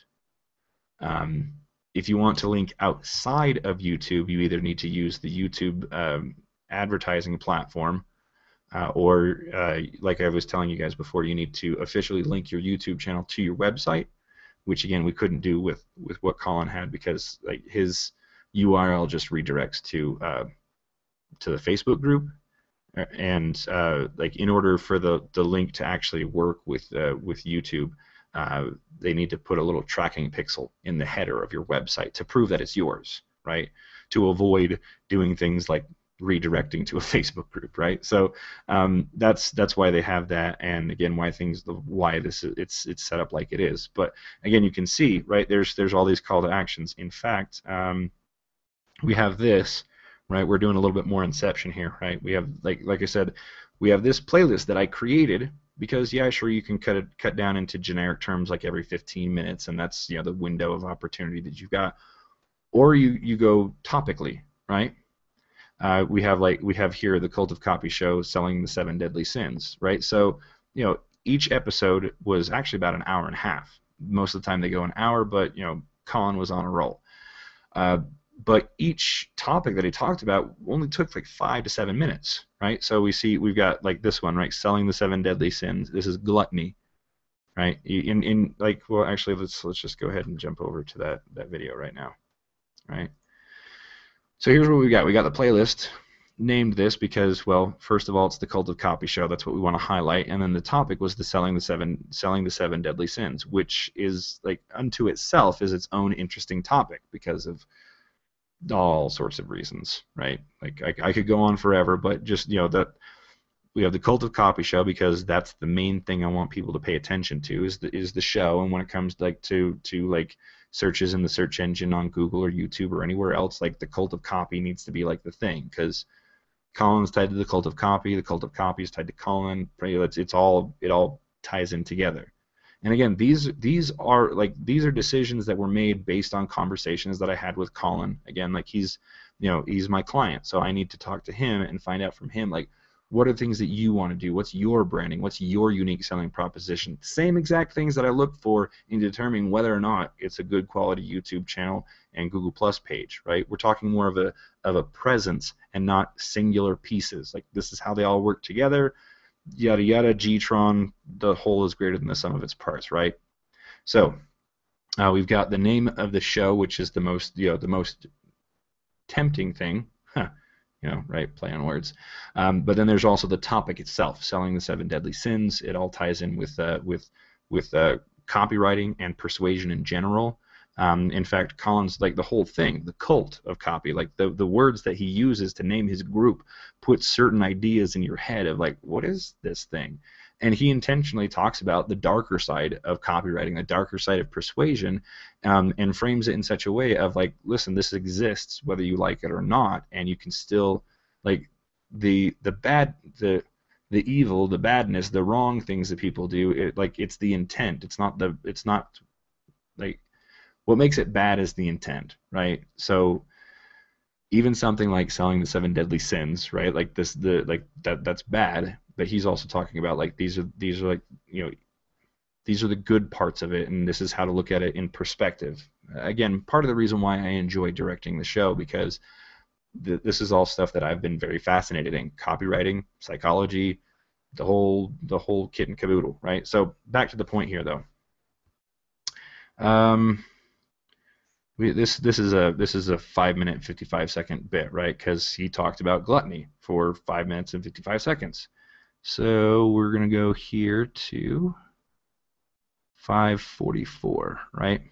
So at this point, again, this is another video that I edited using the YouTube editor. It only took me a few minutes, and you can see right here. Okay, so there's a couple things that happen here. First of all, you see this. You see, click here to watch the full episode. Now, if we mouse over it, do you see what happened there? You see the YouTube URL that shows up? It's saying that this annotation, this spotlight link, or the spotlight annotation, is linking to this video. This URL that you're seeing right here, just underneath the finger pointer clicker thinger, that takes you to the Cult of Copy Show episode 7, because that is the episode that referenced this particular clip. Now, you guys see what's happening? Like, so if people see it, they go, all right, cool. This isn't an hour and a half. This is 5 minutes. And I've been kind of like, that sounds interesting. This is what he talked about with gluttony. So you get the full 5 minute chunk of him talking about it.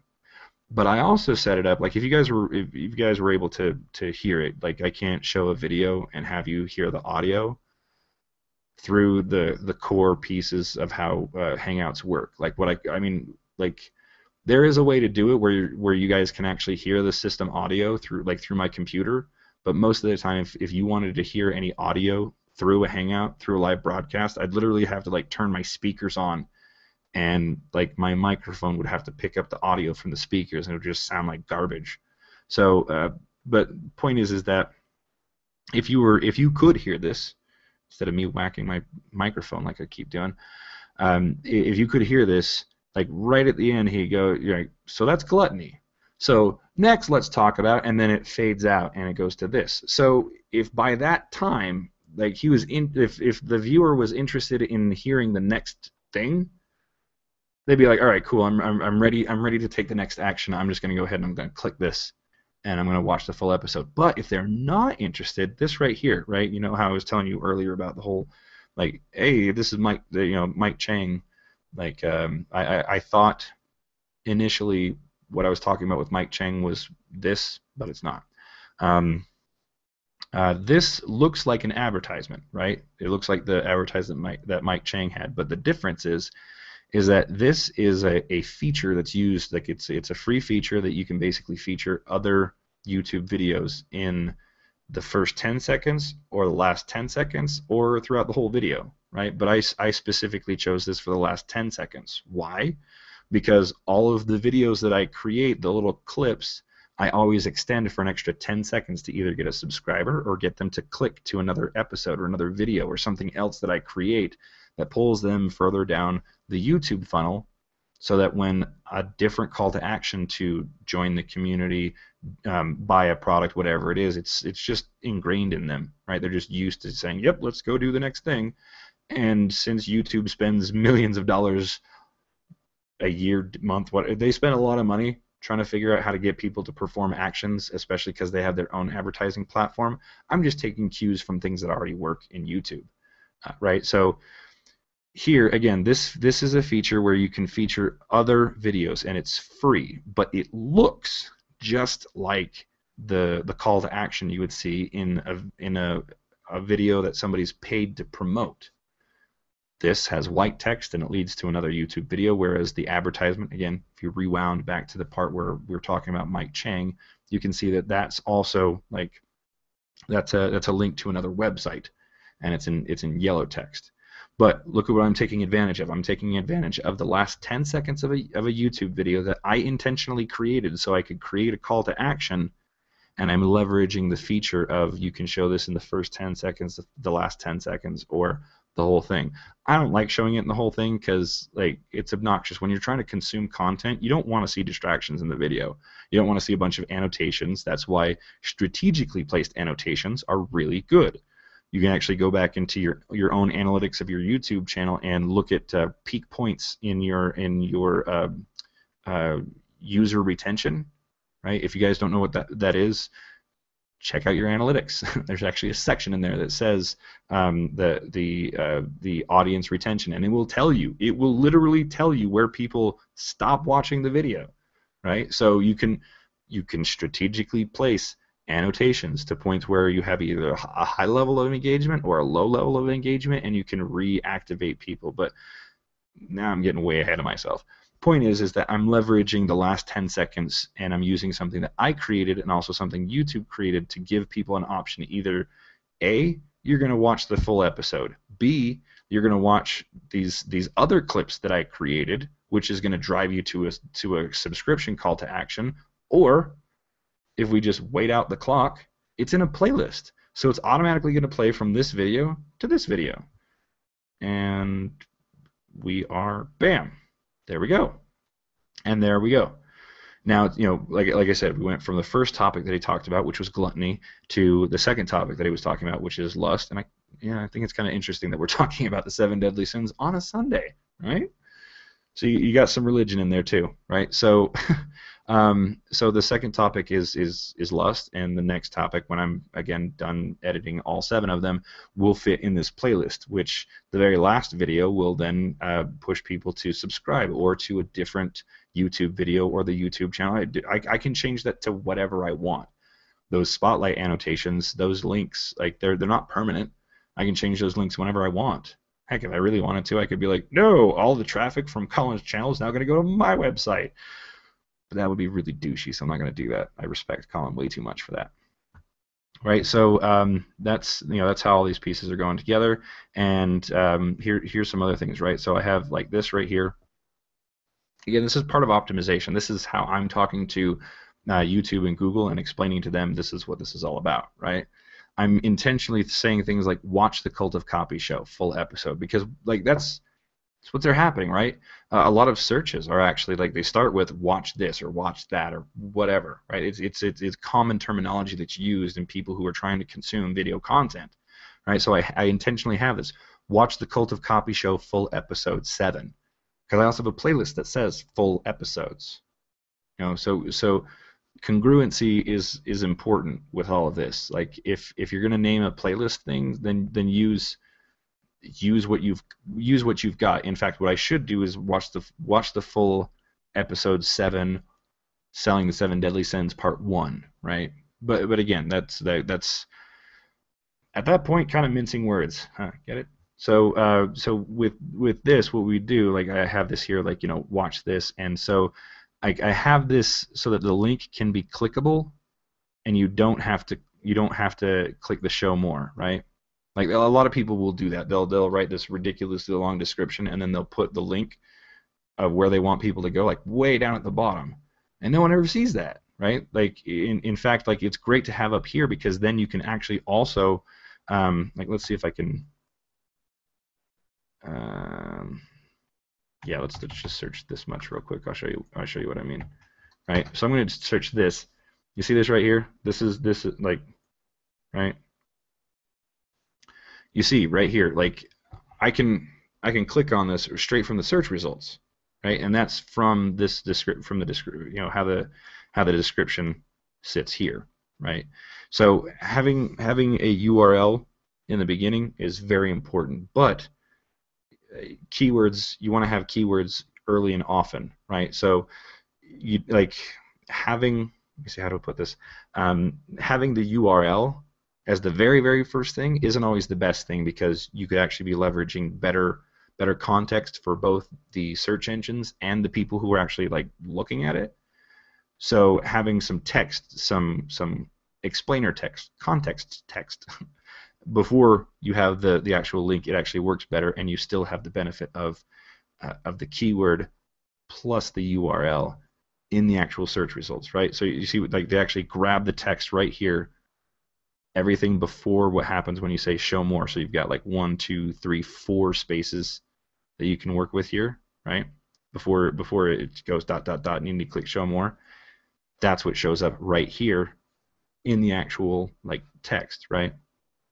In the actual search results. So like I said, like it's something that that is, when you look at it strategically, can be very beneficial, right? So let's see, what else was there? A lot of times the more videos that you make, like you can see like there's this little cluster of videos here, is because these are all like they're similarly titled. One's a clip, one's a highlight, they're all in the same playlist. So consider this if you want to start pushing like related videos out of the related video space. Like you don't have to always just make like tons of content. Just by putting the same video in different playlists will cluster these videos together in such a way that YouTube will look at it as like, well, like if these are all playlists and they're all intertwined within these playlists, they must all be very related. So they have to be in the related video section. Right? And if we were to go to one of these individual videos, right? Let's open this up. Oh, this is, yeah. You see what else I did here? I don't need to mute it. Like since like this is part 2, I have an annotation here, a note annotation. It's not like a spotlight like you've seen before. There's different forms of annotations, but it's just this little note, right? And again, when I mouse over it, you can see that it links. If I click on this, it takes me to part 1, right? And look at that. Here it is, part 2, right? So I could literally just go back and forth, and it's what is it, like half choose your own adventure, half point and click game. In fact, we definitely don't have time to go down this particular rabbit hole, but like there's ways that you can actually connect certain videos together. Like some are visible to the public and some aren't, and you can literally create these very elaborate interactive videos. One of the coolest things I've always talked about. If you know me at all, you know I ramble on about interactive videos while smacking my microphone. I hope if you keep hearing me whack my microphone, you can tell how much I talk with my hands. And I'm told that I don't talk with my hands, I punctuate with them.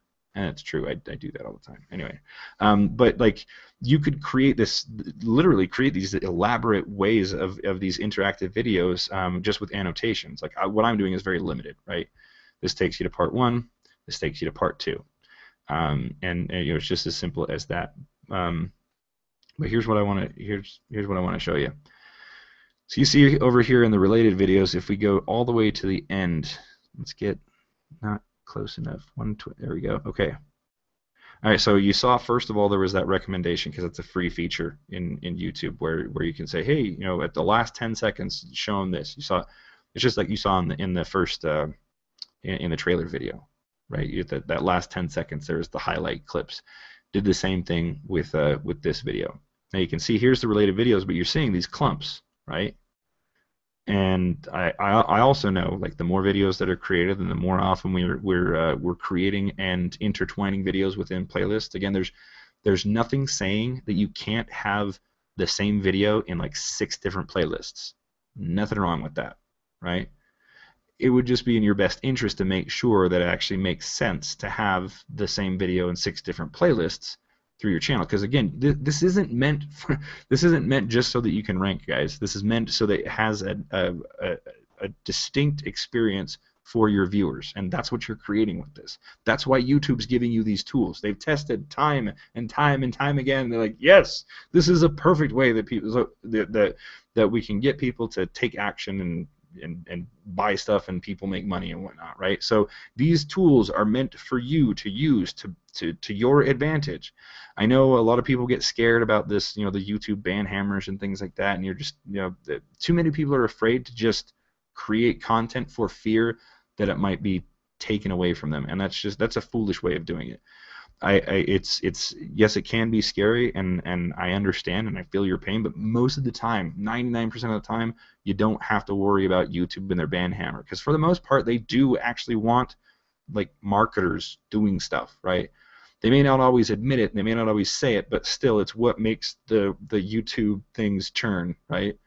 Like, whether they like it or not, like, they're the one, they create an advertising platform. So anyway, I'm getting off on a tangent. Just, like, don't be afraid to make content, and even if it is markety type things, because YouTube is okay with it. You just have to understand your audience and give them what they want. And Colin does a good job of doing that. And the more content that he makes, the more power that he'll have. The more he'll show up in these related videos, and the more he'll show up in other people's videos. And it just keeps growing from there. So with that said, we're definitely starting to wind down here. Like, if I go for another 15 minutes, this is going to be a full 4 hours. I did not intend this. Again, I think you guys are still here because you like it. So I'm going to jump back to the page. Dig it, dug it, do it. Great stuff. Nice. Useful. Okay, cool. All right, so loving the comments. Seriously, guys, great comments. Thank you so much. For those of you who are watching and still haven't got into the community, I will get you in very shortly. But what started out as a 1 hour sort of, hey, here's what's going on, and this is how you should, you know what? Actually, I'm going to do this. This is like, I'm glad this hangout went the way that it did, but we definitely could have gone for more of a focused effort on just the review part. So here's what I like to do. I'm going to talk to Van and see what we can do about having more consistent reviews. This is something that's going to be available for just the elite community, right? That means that you have you've bought into the elite community. You've got the newsletter, all that stuff. Like, I'll obviously have the link below.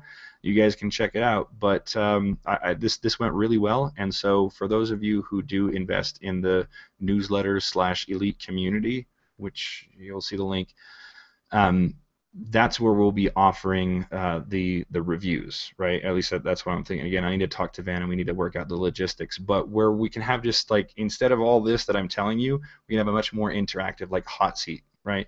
So instead of like, hey, tell me what kind of channel you got, we actually plan ahead and we go, okay, so today we have, let's see, Mark Burns. Mark, here's his YouTube channel, and we're going to go through and I'm going to give suggestions and we're going to interact. You can actually be in the hangout, right? Like this, and not just like an audience member, or if you don't want to be, like, you get the point. We're going to have a hot seat sort of brainstorm / like review of, like, specifically not just like, hey, here's some really great people's channels, like, here's your channel, here's what we can do, here's those kinds of stuff, and that way this can be even more effective.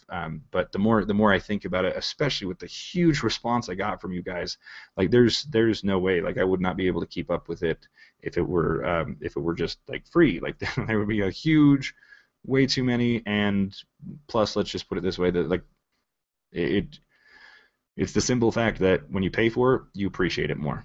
So There it is. But I hope you also saw that through this, especially now that you have a lot of context, right? Then you can see, like, just by how going through these motions can be very, very effective. So I really dug this. I thought this was really cool. So I want to do a hot seat review, like I just talked about, like sooner than later. So I'm going to get those wheels going. Like tomorrow's meeting, our morning meeting is going to be all about this Hangout stuff with Van. And again, just the logistics, make sure that we have everything work so that those who do invest in the elite members area can be able to participate. And as I see it, like, I don't think it'll change. Yeah, okay, so it basically be first come first serve, right? So if you're in the if you're already in the if you had bought the newsletter, because that's how the elite members area started, really, was a newsletter, right? And so if you bought the newsletter, or if you bought into the elite members area, like you've seen before, either way, that's one and the same. If you've already got the newsletter, then you're cool. You can actually send me a message right now and go, here's my YouTube channel. So first come, first serve on that, right? Again, what I'm going to need, though, is I'm going to need the URL of your YouTube channel, and then I'm going to need the niche that you're in, the problems that you're experiencing, and what you've done so far to fix those, right? So if you're already an elite member, or you have bought the newsletter, again, that's one and the same, you can send me a message right now, and you'll be the first person that we hot seat, right? Like, cool.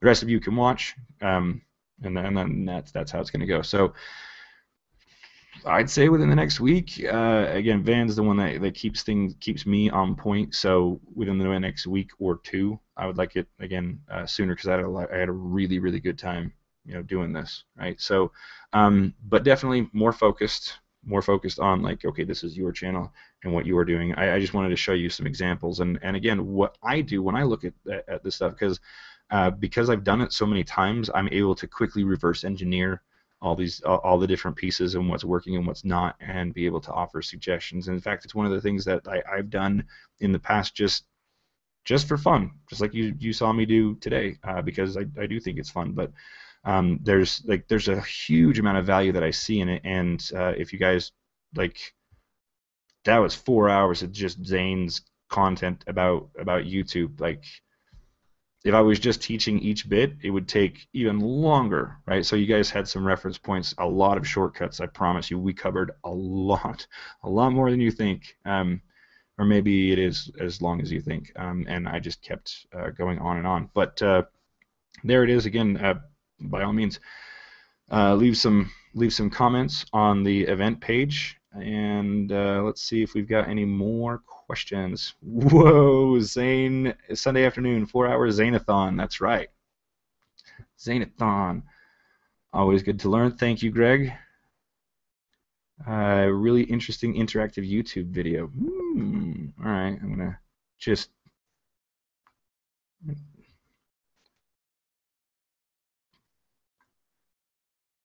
Oh wow, that does look pretty cool. Okay, I would recommend, guys, if you haven't already seen it, because we're winding down. There's not really much to watch here. Mark Burns dropped a YouTube link about the interactive. I've never seen it, actually. I've seen, like, most of the interactive videos out there, and I've never seen this one. So very cool. Mystery Guitar Man actually has another cool one. And the link that he dropped in there is just basically, it's got like some movement features and stuff. Mystery Guitar Man has one where he does like little sound effects and stuff, and you can actually use keys on your keyboard to make. It's just nerdy YouTube stuff. I promise, it's really cool. But again, like, I encourage you to watch things like these interactive YouTube videos, because then it puts ideas in your brain, because the only people who are doing those kinds of interactive videos are like the content pushers, the ones that are making money off of just you watching more videos, right? But no one in the marketing world seems to be really doing that. Like, interactive videos, you kidding me? Pfft, nobody, right? So let's see what other comments. I would really like to know what you guys think of having the hot seat idea, especially for the elite members. I know there's a lot of you who are elite members already, so let me know what you think of that, because that's new content I just decided. Sorry, man. We're adding this to the elite community. I hope you're okay with it. Um, I hope he doesn't kill me. If you're watching, let's see. So yeah, let me know what you think, because that's gonna be. I just new feature. There it is. Have to add it to the copy. Do do do do do. Hmm. Peter's saying YouTube will add a 3-second intro to your video if you set it up and upload one. You know, I think I was seeing something like that, because I think I got the option, and like it said like you don't have any videos that are 3 seconds long or something like that. So I'll have to check that out. I do actually know what you're talking about. Peter and Neil was saying that. Let's see. Um, and six pack everywhere. Yeah, actually, to that point, Rob Jacobson saying, yeah, he actually also uses retargeting. Van and I know that, because the last time we were doing any research and I brought it up, both of us were cookied through his YouTube channel, and so every Google advertisement, anything that had AdWords on it, or like anybody who was posting AdSense on their website, his ad superseded everything, because again he was using YouTube's retargeting, which I didn't even talk about. But like you've got YouTube, and if people leave, then you can use like you can have your YouTube channel cookie those people, and like you do the same thing with Facebook retargeting, right? But basically, they land on your channel or any of your videos, and a little cookie follows them around everywhere, and then you can use the Google Display Network everywhere that people are posting AdSense ads on their websites. Boom, there you go. You're always there, so people just get that impression of like, wow, this guy's like has his awesome presence, and he must be this huge company, and the psychology behind that of like constantly seeing the advertisements, he's like, builds brand trust and authority, and like all that fun stuff. So most definitely six pack everywhere. Like if you guys visit his channel, I'll say sorry already, because his ads will be everywhere. Let's see. What if you I mentioned like not like you don't want to show YouTube videos on Hangout. And Neil was asking like, what if you own the video? That's fine. Like you can, like if you own the video, again, like what the content robots are looking out for, it's these content ID identifiers, identification. Yeah, this content ID, and for those people who have content that they don't want like downloaded and then re-uploaded to another channel, which to me, like if someone downloaded my videos, my marketing videos, and then wanted to upload them to their own channel and basically advertise for free for me, I'm like, yeah, by all means, go for it. But there are plenty of people who like just Michelle Fan wouldn't want somebody else uploading her videos to their channel, and you like I get it. So what you can do, everybody can do this, is that there's like I'll put the URL in here, but you can go basically to YouTube and say, here are my videos, they're mine, I own them, and so if anybody else uploads the same one, if it's duplicate content, I want you to bust them, right? So again, like since it's your own video, if you wanted to show your own video through a live hangout, then that's totally fine, because it's your content. And even if you submitted your content to the content ID system, they'd still be okay with it, because it's being broadcast through your channel, and it's your video and it's your content. So like they still wouldn't care, because it's yours. Hope that clarifies it. Lots of really great images here. For those of you who don't know, like those people who are in an event, the person who creates the event, the Google Plus event page, can allow or disallow images to be shared in the event, right? Because Google Plus event pages aren't meant for just like Hangouts and stuff. That's what I use them for, but they're actually meant for like, if you go to like a networking event, or if you go to a party or a reunion or whatever that is, you can have a Google Plus event page, and then people who are on that event who say that they're going can snap pictures on their phone and stuff, and then if they have the Google app, they don't even need the Google app, they can upload the images to the event page. If you have the Google app, Google Plus will upload them automatically, and then you can share them in whatever technology and stuff. Let's see,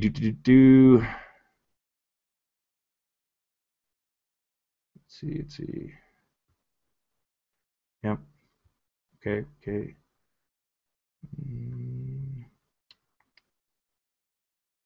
Yep. Okay. I'm just like I'm seeing lots and lots of comments about just things that I was talking about throughout the whole the whole hangout. So again, great, awesome comments. I will be adding more links as well. Like I said, the ones that I said that I would share. Thank you to everybody who's already shared.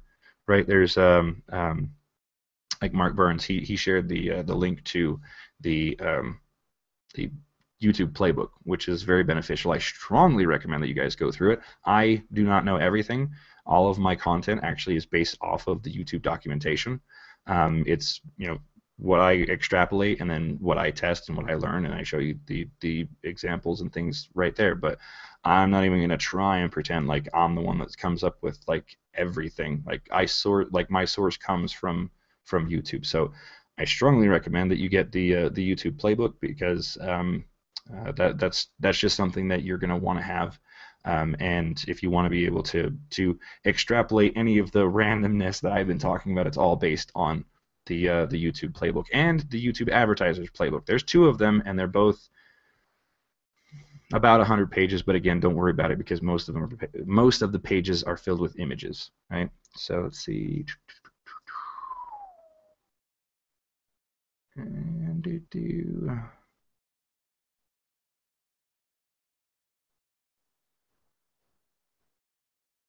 Yeah, I gotta talk to Michael Mason. He's got some really good ideas here. And by the way, Michael, I see your events, and I don't always make them to him, but I do always say yes, I should go. Michael's a really great guy. Follow him on Google Plus because he's got just as good, if not better, content than myself. And maybe I'm just being modest. I am being modest. Great point, Susan. She says, using all the platforms. I was talking about that before: Twitter, Pinterest, YouTube, SlideShare, Easing articles, all those things. Inside of comments on other people's blog posts. Yeah, that's another really good point. And wow, so many links. There's so many comments. Thank you guys. That's awesome. I can't even get it. Wow. I don't think I've ever had so many comments on an event page. Crazy. Wow. Yeah, need to load that again. All right, let's see if we got any new ones up here. Mark Burns, good point. Yes, the 3-second intro gets put into every video you upload automatically. Not always useful, but great for brand channels. Yes, I would say. I am curious, like, I'll have to test this, right? So if I had that same 3-second intro, does that mean that if we did, like, if I already had that 3-second intro, would that be added to the replay of this hangout because technically it becomes a YouTube video and an upload? I'll have to test it. Let's see. So let me go ahead. We're like 2 minutes away from like a 4-hour broadcast, which again, ain't nothing. But I want to give you guys a chance if you got any more comments or questions that you want to throw in. Again, let me know what you think. Would love to know your thoughts also in the community as well, because once this broadcast is over, then we'll be able to watch the broadcast in the community and stuff. But since it's also a public video, everybody who dares watch this hangout, they might see this channel like, whoa, what's this dude got a 4-hour hangout for? Because they just got so much to say. Still quite a few people here, man. You guys are just awesome, super troopers. So I'm just gonna take a few minutes before I end the hangout, give you guys the last minute chance to throw in any comments or questions. Also, let me know what you thought of the 4-hour hangout. Right, we still got like 2/3 of our audience still here, so I'm gonna give myself a round of applause. Right. And again, thank you for guys for being here and listening to my ramblings and and contributing to the conversation, because that's the only way that these things really have any juice, is when you guys comment and you leave questions and stuff like that. So please, wherever you're watching, even if you're watching in the Perking Up Profits group, if you're watching in any other group that this ends up being in, please come over to the YouTube channel that this is broadcasting from, which is the G-Tron YouTube channel. Subscribe, because there will be more public videos, not as many as if you join the community, which is also of the same name as the YouTube channel. If you're watching this on the event page, you can scroll all the way down to the bottom. You should see on the right-hand side there will be a link that goes to the community. I will add a link to the community in this description here, and you'll get to see like the full force of what we're doing, because it's not just Hangouts, not just YouTube, not just Google Plus, and not just AdWords for video. It's everything together. The whole is greater than the sum of its parts. So we talk about how to take these pieces and use them together as one whole marketing unit, which is why it is called G-Tron, right? Playing off the nerdy 80s cartoon, Voltron. 5 legendary robots come together and they become one big, huge galactic robot. And I know it sounds goofy, but it was one of the best ways that I could convey to you guys and give you some juxtaposition for your brain to chew on and go, huh, that is kind of weird, but it gets you thinking, like, okay, I see how it all comes together. Really, it's just, how are we going to use, from this point forward, Hangouts, YouTube, Google Plus, and AdWords for video, because those are like the big components, and we want to use them all together and have very effective marketing campaigns and promotions and businesses and things like that. We actually make money, and make money guilt-free, because we know we're doing it the right way, in the way that YouTube and Google approves it, because, hey, if your audience likes it, then YouTube and Google like it. That's really all you should be concerned about anyway. So with that said, I took a few minutes to let these last few comments and questions come in. So let's take a gander. When you play the sound effect, is there anything special you have to do so that we hear it? I'm pretty sure you heard it. Okay, but as far as the sound effects go, this, if you're not familiar with Hangouts, there is a feature, there's an app, which is like a whole other thing, by the way, guys, but like there are apps inside Hangouts. They're very simple to program. I'm not a programmer. I don't know, but I've been told it's very simple. It's basic HTML, CSS, and XML. All right. If you want to have an app in the Hangout section, it costs $5 to submit it. All right. Now, like $5 to submit. It's like submitting an app to the Apple Store before the Apple Store became the Apple Store, right? Like these apps haven't even been like blah, right? Like it's just still just scratching the surface. Anyway, point is, there are apps in Hangouts, and there's one called Google Effects, that Google actually created. There's a lot of different sound effects in here, right? So there's the clapping. You should hear that. I don't have my headphones on. Like I don't like, no one else is here for me to listen to. But I know it works. There's also like a cash register and like crickets. Like there's a lot of different things that like there's like 10 different sound effects things. But it's an app. So when I do like the sound effects, that's me. I have that app open in the Hangout, and I'm actually clicking on the little, like there's a hand icon for clapping and stuff like that. So anyway, so like there's nothing I have to do.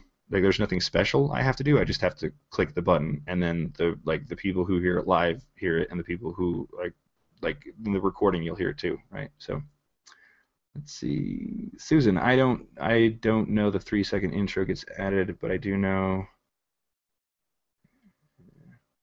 Good point. Okay. So yeah, we're just talking about the 3-second intro. We'll have to test it and see. But good point. A lot of people are using it.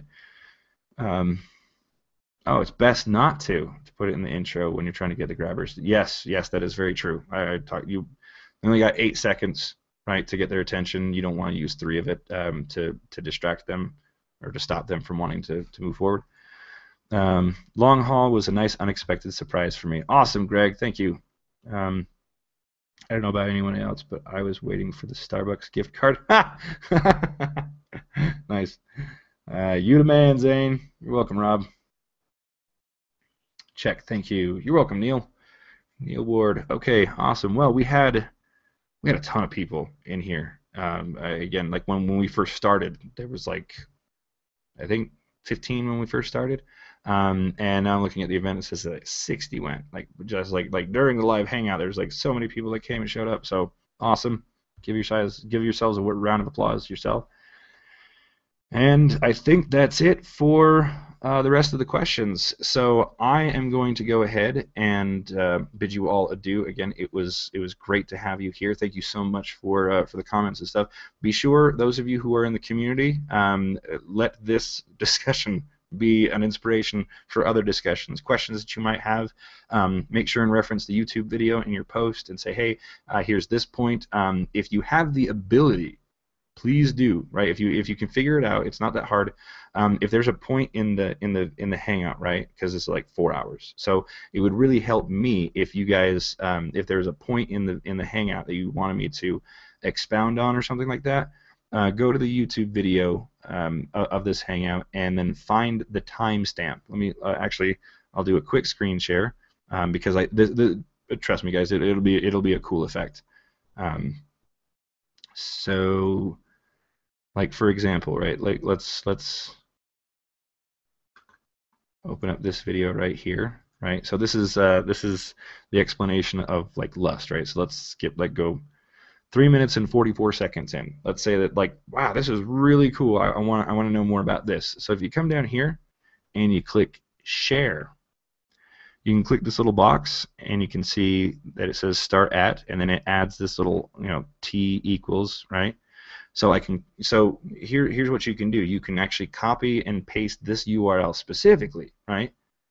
Now again, put this in the community or on the YouTube watch page itself, someplace where it's actually going to benefit me, right? Like if you send me the message privately, it makes it very difficult to address because, well, it's not being addressed to the community or anything like that. So if you got burning questions about specific points in the Hangout, and you don't you want to give everyone a visual representation, do everybody a favor, because it'll be like its own little Wikipedia thing, right, with different links that go to different points. See where I'm going with this? Put those in the discussion in the community and be like, hey, I had a question about this point right here, and then I can respond, but then other people in the community can respond, and we can continue on that conversation. Does this make sense, guys? Right? So if you're watching this again and you're slogging through this 4 hours and you're like, wow, that's a really interesting point, I would like him to expound on that, go to the community and then post in the community, and then grab this link where you can actually start at. Again, you have to click share, and you check the point right wherever the point in the video is, and then you grab that link, and when you do that and you post that, I will be able to, and so will everybody else, will be able to view the content at that specific point. And again, it becomes its own kind of like Wikipedia / table of contents, and like things like this can actually like be designed to start conversations, which is like stuff in the future that we can talk about, and I can show you all the cool ways that things can layer over each other, and lots of nerdy AV stuff, right? So with that said, right, I'm pretty sure that's the last point. 4 hours 10 minutes, guys. I had a great time. I'm glad you guys had a great time too. So I'm gonna go ahead and end broadcast, and I'll see you guys in the next hangout. Bye.